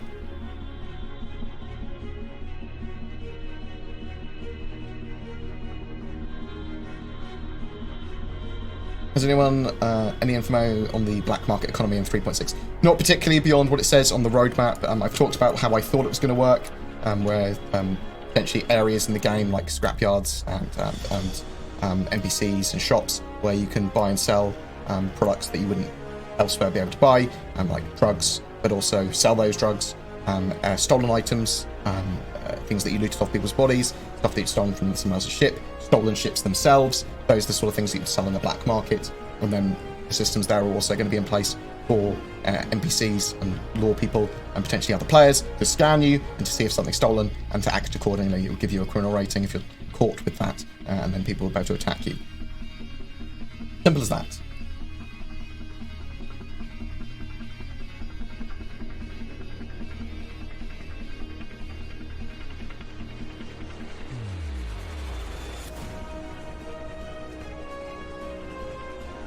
Oh, thanks, Morphologists. I fucking love your face. I really enjoy your content as well, mate. You are a star and a legend. I know you will make it as a big-time content creator. Star Citizen as a scam isn't really a good take, but Star Citizen as a pipe dream, I can understand. No one seems to take that stance. I just think that, I mean, there is a very slim possibility that Star Citizen would fail, but there's more of a possibility. There is no way that it's fraud or scam or anything like that. However, there is the possibility that Star Citizen might be crap, or that portions of Star Citizen might be crap. I expect that genuinely there will be some gameplay loops which I do not enjoy at all, which I'm like, ugh, trash, but I'll just avoid those ones.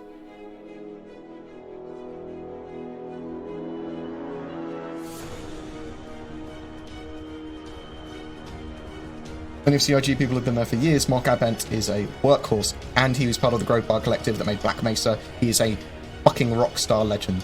I don't think people realise how cool he is. He's my dream boat. Maybe not my dream boat.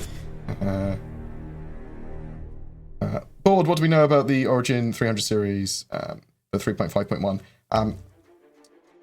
I can't talk about the specifics of the patch.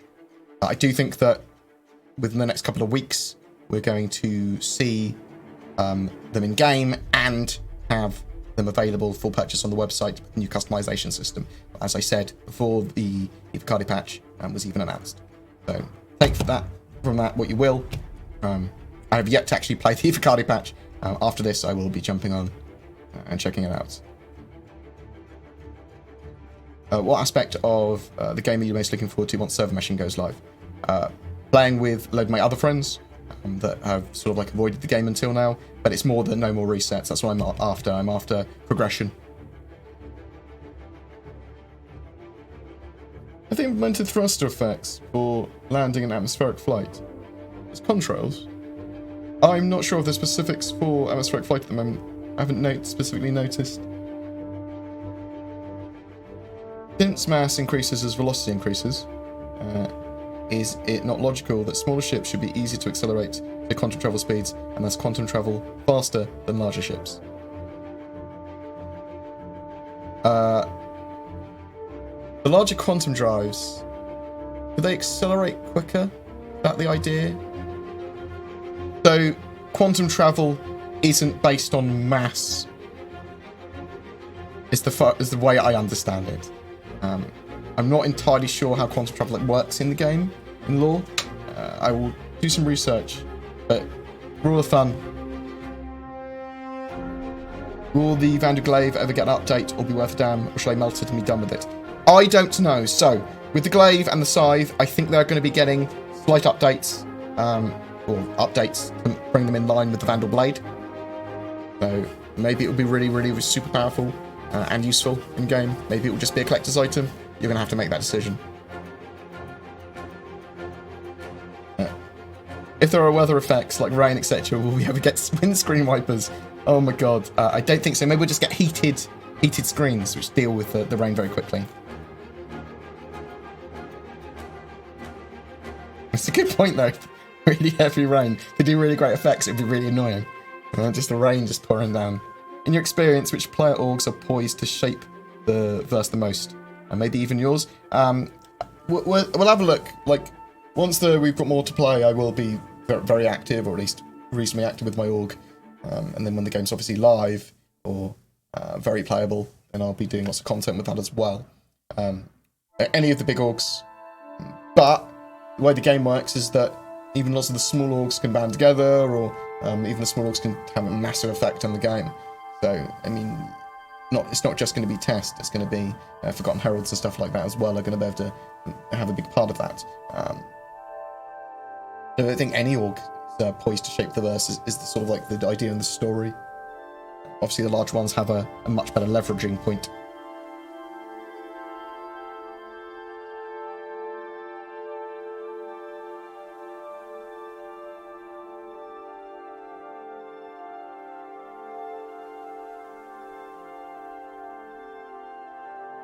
Agile development is seldom understood, most often than not by the developers themselves. This is especially true some years ago. In contrary, today it's often a requirement in software development.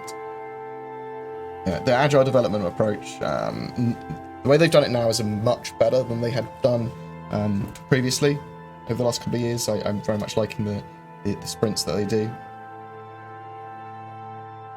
Do you ever think we'll see non-playable giant humanoids as an alien species? No, I don't. I don't think we'll see that Samayeti.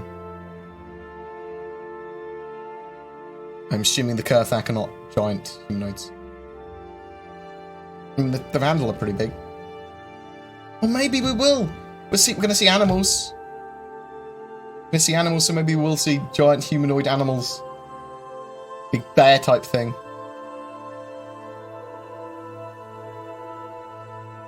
Have you seen the system-to-system jumps in action yet?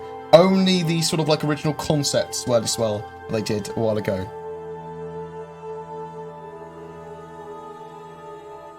Let's see if I can actually bring that up.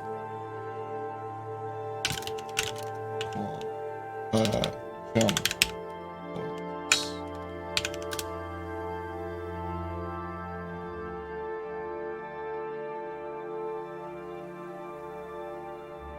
Okay.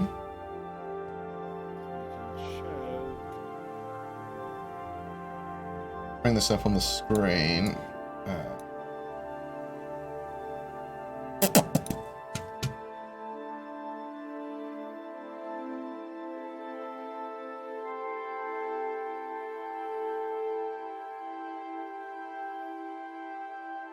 This is like the original concept for jump points.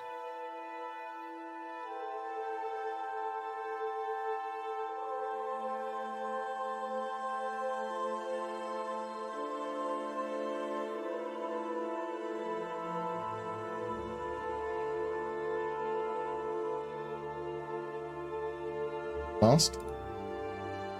Bam. How am I doing today? I'm doing alright, thank you very much. Thank you very much. Philippal. That's the names.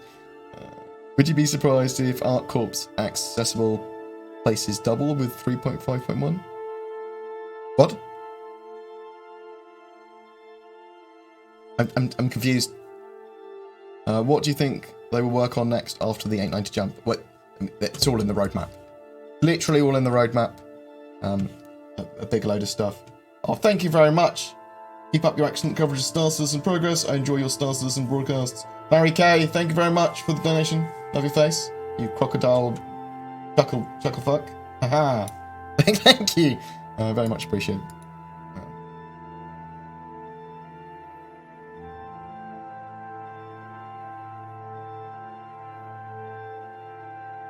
But actually, more specifically, I know what they're going to do. The team that's working on the 890 jumps, that's what you mean. So after the 890 jump, they're going back to do some improvements to the 600i, I believe, and before moving off on to something else. See if I can remember if it comes back to me. Why am I so beautiful? I was just born this way, baby. That's how you do it. I haven't got a kicky finger with this one, it's only this one. How would I have ended Game of Thrones?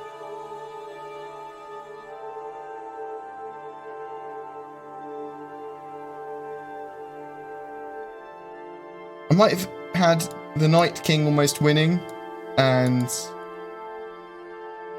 someone more random. Probably Sansa being on the throne.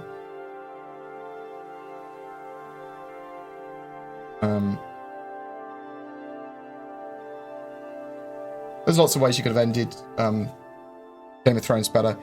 Even with the ending they had, there's a lot of ways that they could have put in between to explain their choices a lot more, like the evolution of some of the characters, why they changed so much at the drop of a hat. That was the problem, is that they changed too much at the drop of a hat, and some of the things didn't make any sense, like the battle plans didn't make any sense. So, and now that, now that's dead. No, you're fine, dead. Oh, yeah, now you're evil. It was just sort of like at the drop of the hat, they just changed stuff. It was like you've built all this character plot and arc in, and you've made all the characters very reasonable and believable and real, and now you just change them. It just, come on.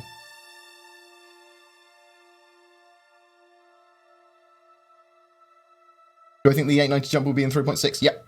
I don't think it will be pushed back. How far along in development do you believe Death of the Spaceman has been implemented? Very little. It hasn't been implemented properly at all, to any degree. Like, it's not something they will even have implemented until there are no more resets.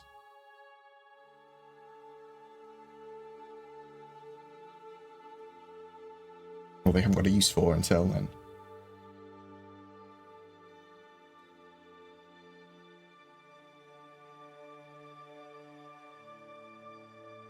Thanks, Moobot. You got my back with the Discord. Peace. I think next month, so this month's giveaway is for Corsair? It's for Corsair. Next month we have an 890 jump fucking giveaway, mate.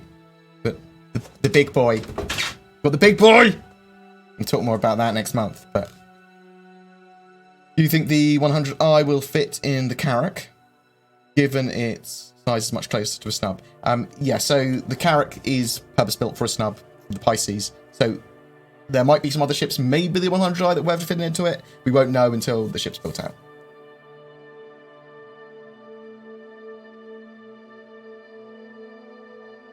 Okay, guys, it was explained on how quantum travel theoretically worked. You're pushing through a bubble of bent space.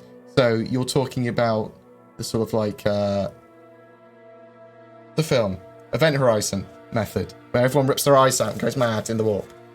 Okay.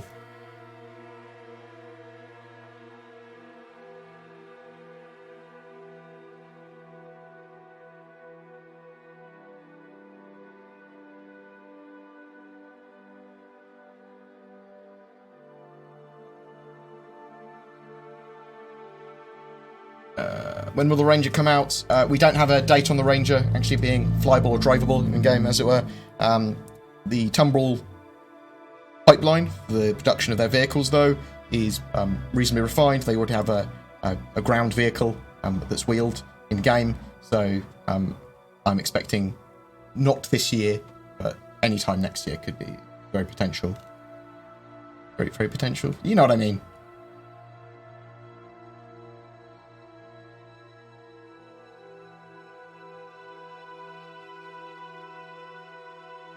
Thanks very much for joining me, Panda Man. Love your face.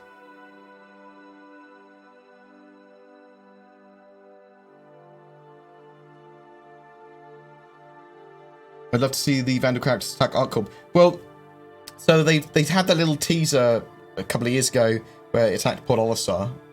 That some like a Vandal fleet turned up. So yeah, it's interesting. Like Vandal aren't in the persistent universe at the moment, which is madness, right? I do suspect we will see little scouting forces or whatever occasionally in other systems that are not supposed to be, but I think they might be holding them back for a little bit of Squadron 42 stuff, especially some of the newer stuff, but also because they're not appropriate systems to have Vandal in, like a standard might not be. But maybe it will be. Maybe we'll see some Vandal there occasionally. I would like to see some cool stuff. I'd like to see pirate attacks. I think we could see 3.5.1 go to wider PT for this weekend. I'm thinking the next weekend is when we'll see it go live.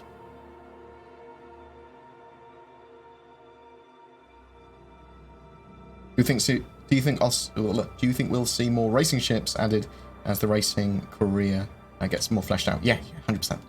Racing variants, racing components, racing ships and bikes and vehicles, yeah. Keep the Banner Merchantman or change it to the Reclaimer. Oh, I think the Banner Merchantman will be worth a lot of money. It'll go up in value once it comes out. Once it's flyable or closer to being flyable. So whatever decision you make, keep that in mind. The Reclaimer is one of my favourite ships in the game. The Banner Merchantman is one of my favourite ships as well. I think I like the Reclaimer more personally. But you already have a Carrack, good man.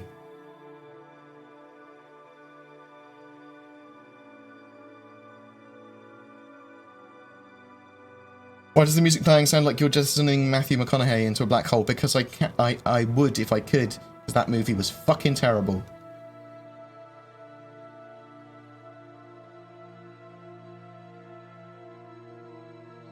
What org am I in? Lots of them.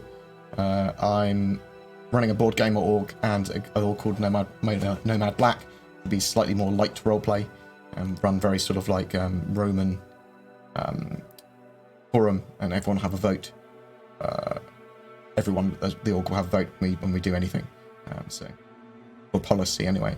In the future, will we have the gameplay of digging?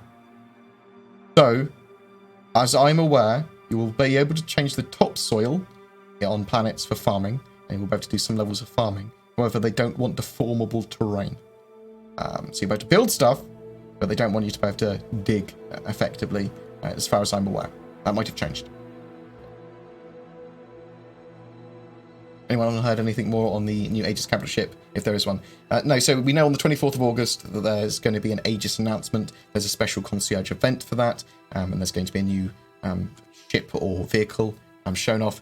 We're potentially expecting it to be an Anvil, an Aegis capital ship. Not 100% sure on that. It could be the Redeemer. It could be a different ship. But it probably is a capital ship.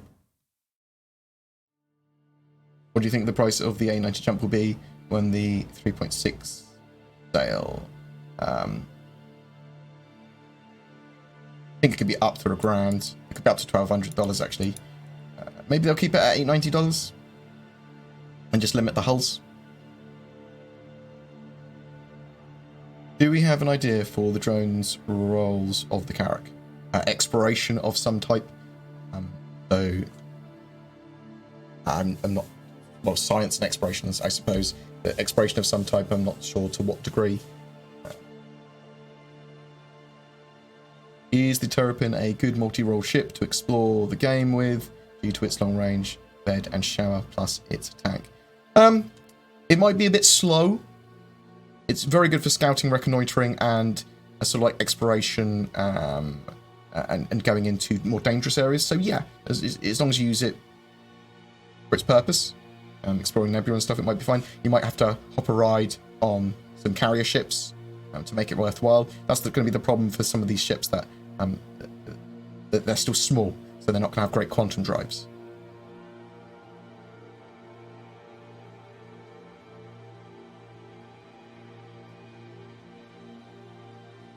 You know if the Reclaimer will have more doors for cargo except for the elevator? Oh, I don't know.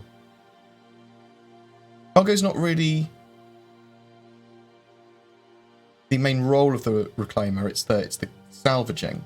So I don't know.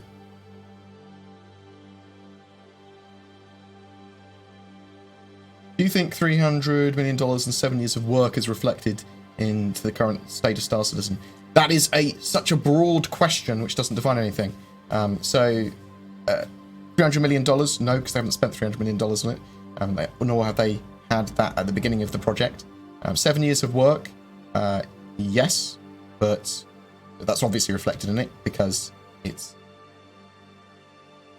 had 7 years of work on it. That's literally reflected in it.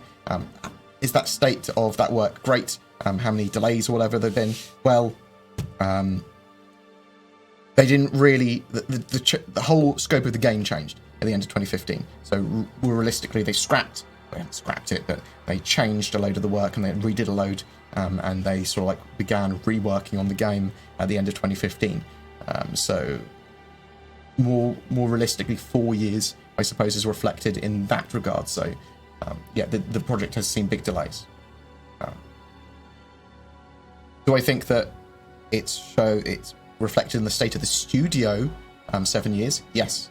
They've developed much more oiled, well-working machine as a studio now. They're not a junior company anymore. They sort of like know what they're doing a lot better. They should be significantly more efficient. I don't believe there's the mismanagement problems like there used to be previous to 2016, 2015. Thanks for the question, though. The planet actually we see now on your video, which is it? That is Gainy. That is Odin 1A. It is a moon. Well, it's a rogue moon now. Odin 1 has been destroyed by a supernova.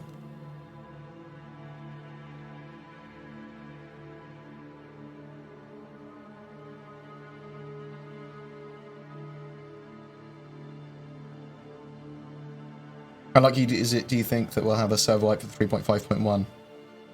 I think it's actually quite likely.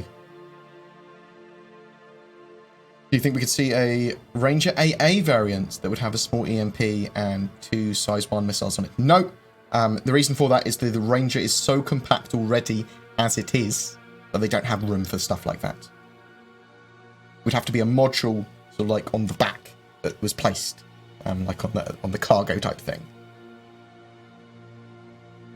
There might be in the future EMPs that come in cargo containers, though. Maybe. Why not?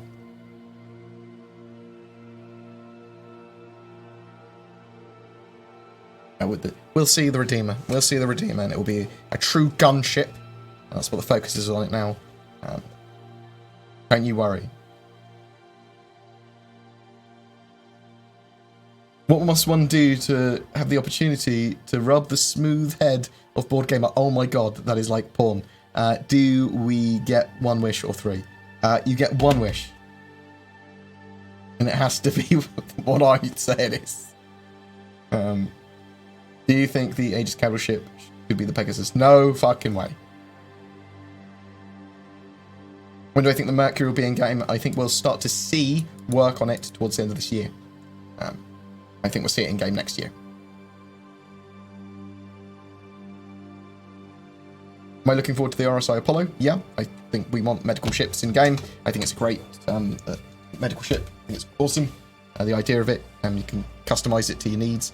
I'd have a tier 1 and a tier 3 pod in it, so I could cater for a load of people, keep them stable, but also fix them one at a time. Do you think the bugs will be fixed and no resets? For 3.5.1, I think they will fix a good portion of the 3.5 bugs. I'm hoping they fix the major game breakers. I don't think they're going to fix everything that I want fixed. There's too many things. I think a lot of the stuff will be further fixed in 3.6.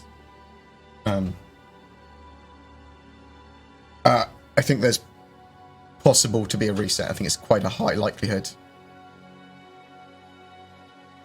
How much time and effort got lost because of the Crytek disaster? Well, we'll never know, but I don't think it's probably that bad. I don't think they lost any time or effort because of that, or very little. Some money would have been bled out of CIG. They're probably almost certainly going to settle. They're better settle for a very low amount, I would expect. Because Crytek, now that they haven't really got much of a case, don't want to be burdened with the possibility of having to pay for it, especially now that CIG are asking for a bond from them to prove that they can pay. Do you think RSI will make another single-seat ship besides the Aurora? Yes. What do you mean? There's loads of them. There's loads of single-seat ships. The Arrow, the Avenger, the normal Hornets, Mustang. What do you mean? When will the BoredGamer egg hatch a dragon fighter and we can burn a city to the ground? Grins.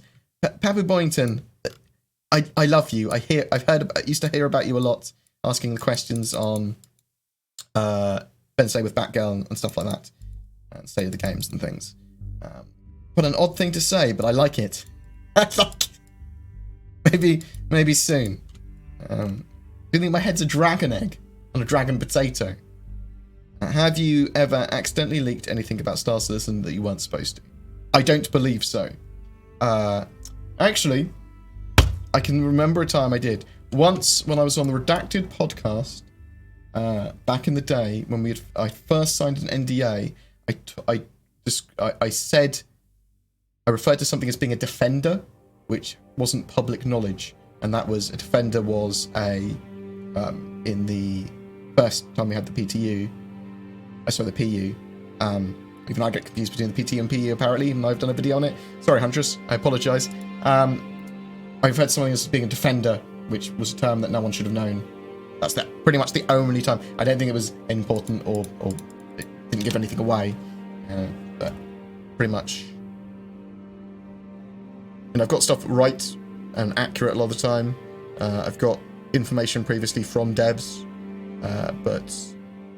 and built that into work and stuff, but only stuff unofficially rather than NDA'd on bar citizens and things like that. I've got friends in CIG which occasionally tell me things. You never find them all. I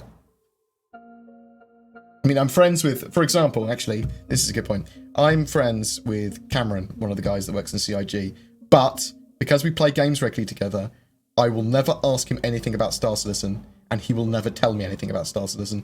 We can't put each other in that position, and we've got a pretty fucking good relationship because of that. But yeah, so... Fortunately, because of their open development, there isn't much to know or tell when it comes to stuff like that. So it's mainly the office tours. The office tours are the thing. I do get occasionally sort of like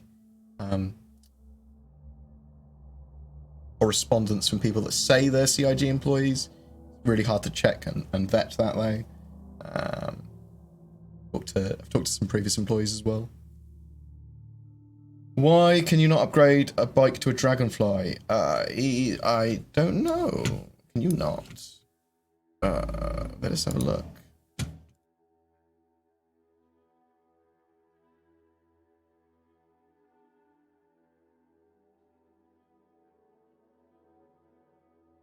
Oh, the Ranger CV is unavailable for this upgrade. Upgrade it to... Oh. I don't know. I can upgrade it to other ships. And other land vehicles. But not... How weird. I upgrade it to a Tumbril. As a rover. Yeah. I can't upgrade it to a Cutlass, to a Dragonfly Black. How weird. Look at this. The Ranger CV, so I can upgrade it to an Aurora. I can't upgrade it to an Aurora Ella. Oh, that's $0 CCU. Can I upgrade it to a ground vehicle? Another Ranger. Upgrade it to Stone Beta.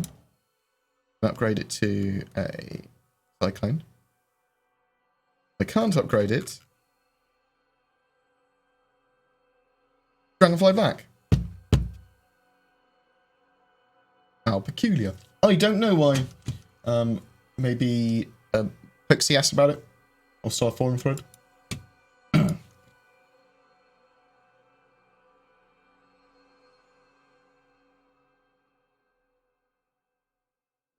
Will reset cause rage quits because Turtle's gone, or just start a new collection frenzy? I haven't, in 3.5, I haven't, in the same way in the PTU, built up a giant collection of turtles. But the thing is, doing things like that is amazing for B-roll and funny as fuck. But it takes hours to do, and it can be reset during the time of doing it. It's really annoying. I will start doing silly things like that with collecting turtles and another flare in my hangar. Why can you not upgrade a bike to a dragonfly? I do not know. Bored dude, do you ever think this scimitar will ever make it into the game for late? Okay, we could get a scimitar eventually. I do think that's a possibility.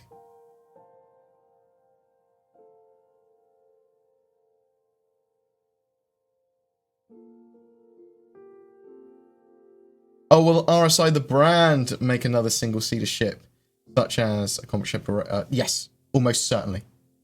Don't forget to hit that like button. Thanks, Vol. Volley? Vol? Follow up. They had to rewrite most of the code in the transition of engines. They mentioned 2 years of code, but how much did they actually put back is the question. What? They maintained live game service between the changes of CryEngine and Lumberyard. They might have continued writing on the code, but they did change over to it, and it wasn't like this devastating change. I mean, that's provable because that's literally how it happened. We were playing a live game.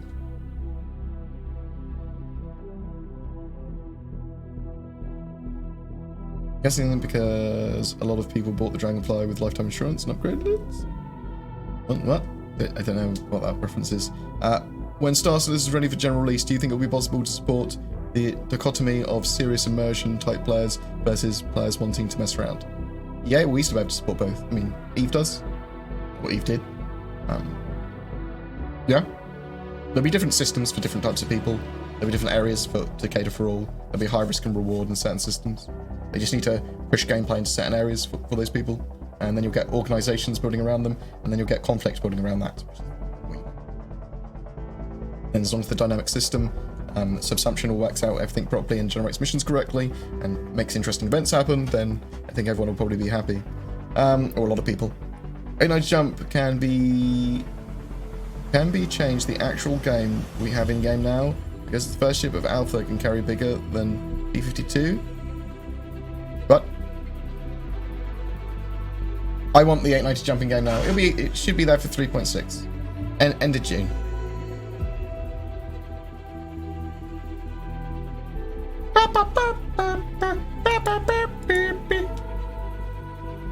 Do we have any more questions? Is there anything else I wanted to talk about in particular? We have the Tumbril Ranger Q&A.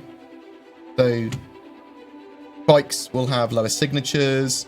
They might be able to deal with environmental hazards better. So hover bikes might not be able to fly over environmental hazards or whatever. They'll be a lot more compact. It looks like fuel. They need to tell us more about fuel. One of the main things. We might be able to do wheelies, and they're not going to restrict wheelies. The 1.2 SCU for the CV is wrong. It can take 3 mission boxes, which actually works out as 0.375 SCU. 1.125 is each of the boxes on each of its 3 sort of like platforms. But they talk about fuel, and they basically say fuel is consumed with the bike, and it sounds like once you run out of fuel, you can't move anymore. It hasn't got any fuel intakes, and you can use battery for limited use, which actually reduces your emissions even further. But CIG need to talk to us in detail about fuel, conventional fuel, fuel intakes, quantum, boost, all of that in far more detail. I'm fine with conventional fuel and boost being the same thing. In fact, to me, that makes sense. Things like that. So, but they need to talk to us in more detail exactly how they want to do stuff, or at least the current plans for it as they stand. But yeah, I was reasonably happy with this FAQ. It didn't cover all the points that I wanted to, but it was just a bike. I think people are going to be annoyed with the size 1 gimbals. So it's got the TR version has got 2 size 1 weapons, but they're also partially gimbaled. People were worried that you'd have to drive directly at what you're shooting, which might not be great. You might have to actually hit anything. But it's got slight gimbalage. Size 1, so it shouldn't have gimbals. Yeah, so I quite enjoyed that. I like the Tumbril Ranger. I think it's great. Do you think it will ever be possible to CCU to a lower price ship with the remainder becoming store credits? I'm hoping that they allow that just before the game goes live. I think that would be a very good gesture. Like just before the game goes live, a little bit of leeway with the people's ships and their accounts and the store credit.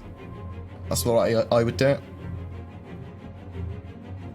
Do you think the 890 jump would go up to like between $1,000 and $1,200 sort of thing? D3? I think that's probably reasonable. Fucking expensive ship, pardon my French. Are there any plans for deployable weapons like bipod machine guns? Yeah, so there are. I mean, they want to have deployable mounts or mountable weapons that you can get on and mount and fire on. I mean, obviously, they appear in game on the back of vehicles and stuff, but they do want deployable weapons as far as I'm aware, and deployable shields, energy shields and stuff.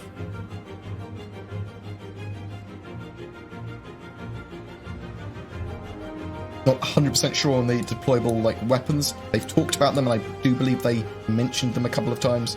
I do think they're going to be a thing, but they're definitely with the energy shields and other gadgets as well. Did CIG need the staff error regarding quantum fuel collection? It seemed that they did. Why would it be a mining source now? Thanks, Pod. Silverwolf, yeah, so this is one of the things. They need to talk more about fuel, because the quantum fuel they talked about was like mined, and then but it could be refined in the staff error, and then pumped into other ships still. So there was a lot going on. They need to talk more about it. So they've talked about quantum fuel previously being a gas, but then they saw that it was more sort of like a solid thing that you had to mine. I need more. Give me more information. Flicks.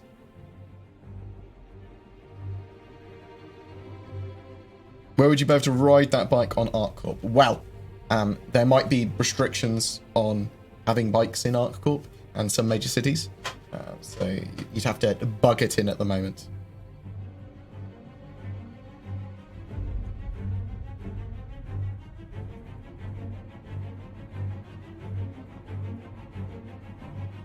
Bored, would you like to see Pillow Talk come back between Sandy and Chris? I thought it was reasonably well done. Yeah, so Sandy represents the community very well when she's actively trying to do that.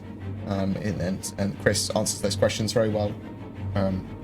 However, I really fucking like Star Citizen Live and Inside Star Citizen now. I think Jared has got a bit of a role going on.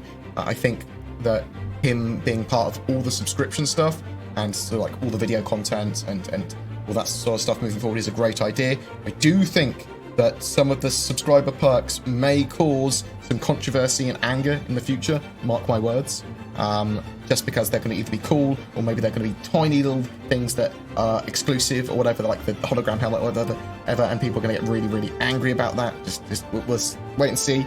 And the same with the customization system for the 300 series they're rolling out, and potentially other ships in the future. I think that might cause a little bit of anger and controversy as well. We'll have to wait and see if it's a boom bust cycle with the community and anger, or other gaming sites using manufactured anger, because that's what it is. It is manufactured anger, but not all the time. Don't get me wrong. I'm not saying that people definitely have the right to be angry about certain things and talk about what they want in the game, what they don't want, what annoys them, what doesn't. But I'm just saying that those two things might get blown out of proportion, and wait and see, and then I'll refer you back to this point where I was rambling. Do you think components will be able to be hot swapped, like the 350R going racing, then swap out competition components for military ones? sitting in the cargo hold. I think that if you have a ship with the abilities to refit and outfit ships, yes. So maybe if you've got a crucible nearby, you can relatively quickly swap out components. There's going to be the ability to very quickly swap out sub-components, though, for items that you'll have to do largely by hand.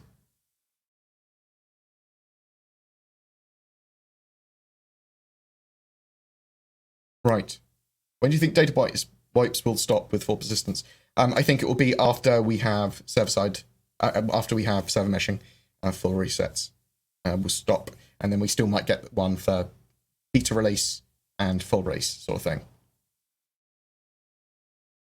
Like a silly question, but was Reverse the Verse named as such? This is my last question, I promise. Reverse the Verse has now become Star Citizen Live.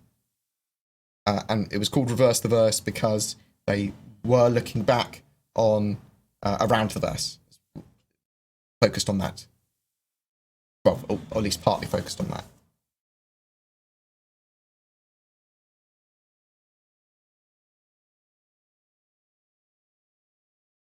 Yeah, Star Citizen's pretty playable now, but it's not a proper game. It's playable in a group, playable if you've done research. It's not hold your hand. It doesn't tell you any fucking thing. If you just try and play it without doing any research into it, it could be a nightmare for some players. You have to really, really do research to work out the controls, to work out what you can do in game, to work out why you'd want to do that in game, or join an org. If you join an org, fucking win. You've got people to go through the game with you. Oh, that's the best Star Citizen experience you can have. Do you think the new 350R will have any cargo capacity? So, I'm not sure. Potentially it could, because it has the 300 has the lift, but that could be taken up with racing components, or it be bits removed to be lighter, and it just be hollow or whatever. Do you see what I mean? But so I don't know.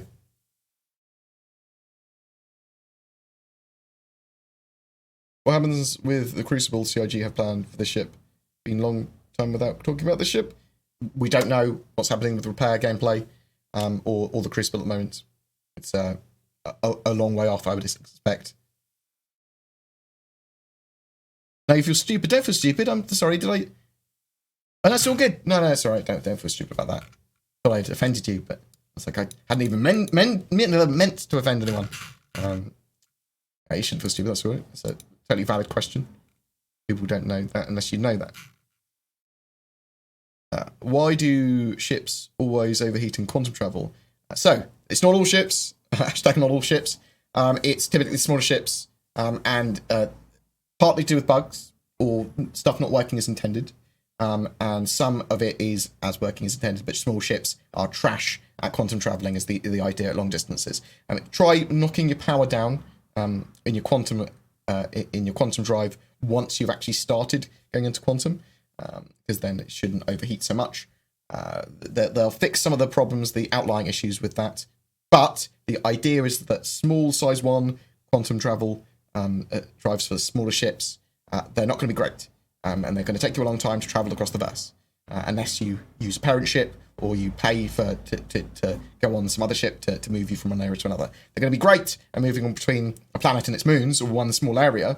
It's a pretty large area, but not for traveling from one side of the system to the other. What part of the verse do I spend most of my time in these days? I have multiple accounts, all in different areas, and all of the different sort of like spawn locations. But mostly at the moment it's ArcCorp. I need to do a load more Lawville stuff again before. I'll wait until 3.5.1 comes out now. Tell me my view of the Origin event, dates, ships to sell, in-game event. I actually expect, thinking about it, we'll probably have all of the Origin ships for sale. Again, probably including the 890 jump. Why not? It'll be customizable ships to a degree from the website, I believe. So we'll be able to probably change the color of our ships, probably change the loadouts of our ships, and that will be reflected in real life prices for those ships. I'm not sure if I have internal customization. I suspect we'll be able to change components, power systems and stuff, but I'm not sure if we'll be able to do interior aesthetic customization.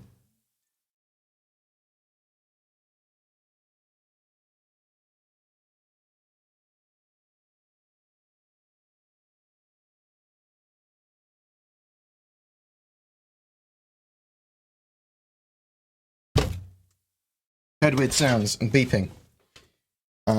Apologies. Yeah, so I'm very much looking forward to the Origin, what they're doing with that customization, and will it roll out to other ships, and what exactly is it? If I get some cool customization of my colours and paintwork on my ships, oh, very excited for that. Eventually that stuff should be all in game as well, as far as I'm aware. Just in this early stage, they're going to use it for funding, which is why I think it's going to cause some controversy, and keep it on the website for the short term anyway. How do you get VoIP to work? So VoIP has always been intermittent since 3.4, and there's a couple of guides on how to do it, but you'd like make sure you're in the group with the person, make sure you're in there, make sure you're in the right channel, turn the bell on and off, make sure you've got it set up to your, it will use whatever your standard Windows settings tell it the mic is correct, and there's loads of settings that you need to change in there to make sure it works properly. And make sure you're pressing your push to talk key, and then you have to be near each other.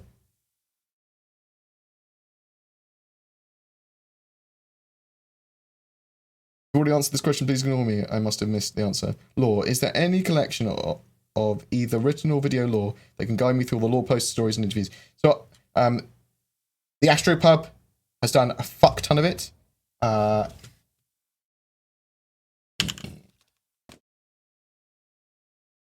What am I doing over here? My second screen. Astro. I've got an old video. Just search on Google for Stars and Lore. On my channel, you'll find some stuff. But if you go here, the pools. Series, and then there's a Citizen's Guide to Stars to Lore, but Galactic Historian, which goes through a load of the lore posts as well, and then he does system guides and lots of other stuff. Some great stuff under the Galactic Historian and Star Citizen Lore banner. I believe I've got some bits as well. They are a bit older though. Star Citizen Lore. Oh yeah, I've got a fucking good one. Of course I have. Star Citizen Lore, History of the Verse. That will take you through a big portion of early lore in game, all the way up to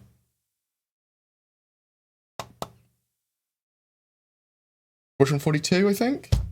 Start Squadron 42, I think that's where it sort of stops. Yeah, maybe. Perhaps. On the 890 jump, can we drain the pool and use it for cargo? I don't believe so. You'd probably chuck cargo in it, though. You think they would make another variant of the Reclaimer, for example, Explorer variant, Cargo variant? I think you'll be able to outfit the Reclaimer for slightly different roles. It is focused on salvage, though. Is there a way to get lifetime insurance on the Saber Raven? No. I don't believe there is. They might retroactively change it in the future that Saber Ravens had lifetime insurance. Is the Saber Raven code working still? I don't know. It was working after the time it was supposed to end, but I'm not sure if it's still working now. They do want anti-gravity and water to work together, and there's going to be gravity generators on ships, so if you turn that off in the future when they've got all the tech there, they should see some interesting things with the water. What do I foresee in the Vanguard's future? We don't know much about E-Warfare, but the Sentinel will be out this year. What's E-Warfare look like in game? I realise you won't know all of these, or most of them. So we know that they've basically redone everything with the Vanguard. They've got the bigger ramp for the Hoplite on all of them. They've redone all the back sections. These sort of like... the back sections are the same sort of like size and effectively modularly switchable almost between them. Sort of like, and that makes sense because of the old Battlefield upgrade kits they sort of had. I'm expecting the loadouts to fully change. I'm expecting them to be long-range heavy fighters and to operate as such. and to be very effective at killing medium fighters. Maybe not so much at light fighters, unless they get a good strafe off, but they're going to be incredibly tough. They're going to be incredibly useful. Vanguards were pretty crap up until recently, so hopefully they'll come into their own, and that's what I expect for them. I expect them to be useful in the game. Eve Warfare, the Sentinel is probably one of my favourite ships, and the idea of it on paper, I have to see exactly how Eve Warfare works for it, but it's probably quite a light Eve Warfare ship, because it's not a focused Eve Warfare ship. Hopefully we will have focused E-War ships. It might just be sort of like EMP missiles and spoofing signatures and things like that with the Sentinel. Since there are toilets in game, will you be able to pee in the pool on the 890 jump? God, I hope not. No, I don't believe you will. What's Brian Chambers' favourite beer? I don't know. Hard to buy a drink for Brian. You either got someone else to buy him a drink already, or you get free ones at the bar. I have RSI credit in bank. Keep a Vanguard in my fleet is a good idea. If you've got credit, yeah, why not? You can always melt the item. Do we know when the server wipes will stop? No. So sometime after full persistence, I think after we have at least static server meshing, and then we'll have less server wipes. I still think we'll see them like for the beta and stuff like that. Yay! Yay indeed. Right. I am going to go and eat some dinner because I am hungry. But I love you guys. You're the fucking best. Looking forward to ATV later tonight. Interested to see what we're gonna see. Who else is online? Make sure that G's not online. Because if G's online, I'll have to host him. Otherwise, I'll be a monster. No. Let's show and tell is on, so we will give him some love. He was recently at the Star Citizen live event. What's my favourite beer? Jupiler. Oh, I quite like Asahi as well. Asahi, probably, actually. Like my Japanese beer. Right. Fucking love your faces. You take care. Talk to you soon. Thank you so much for the donations and the support and the subs. Oh my god. AC, you're a fucking legend. You're just chucking money at me. Very much appreciated, and I appreciate all the questions.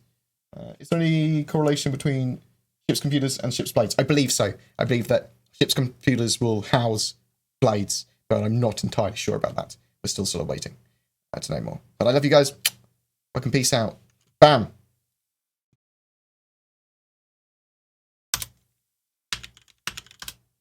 Love, love.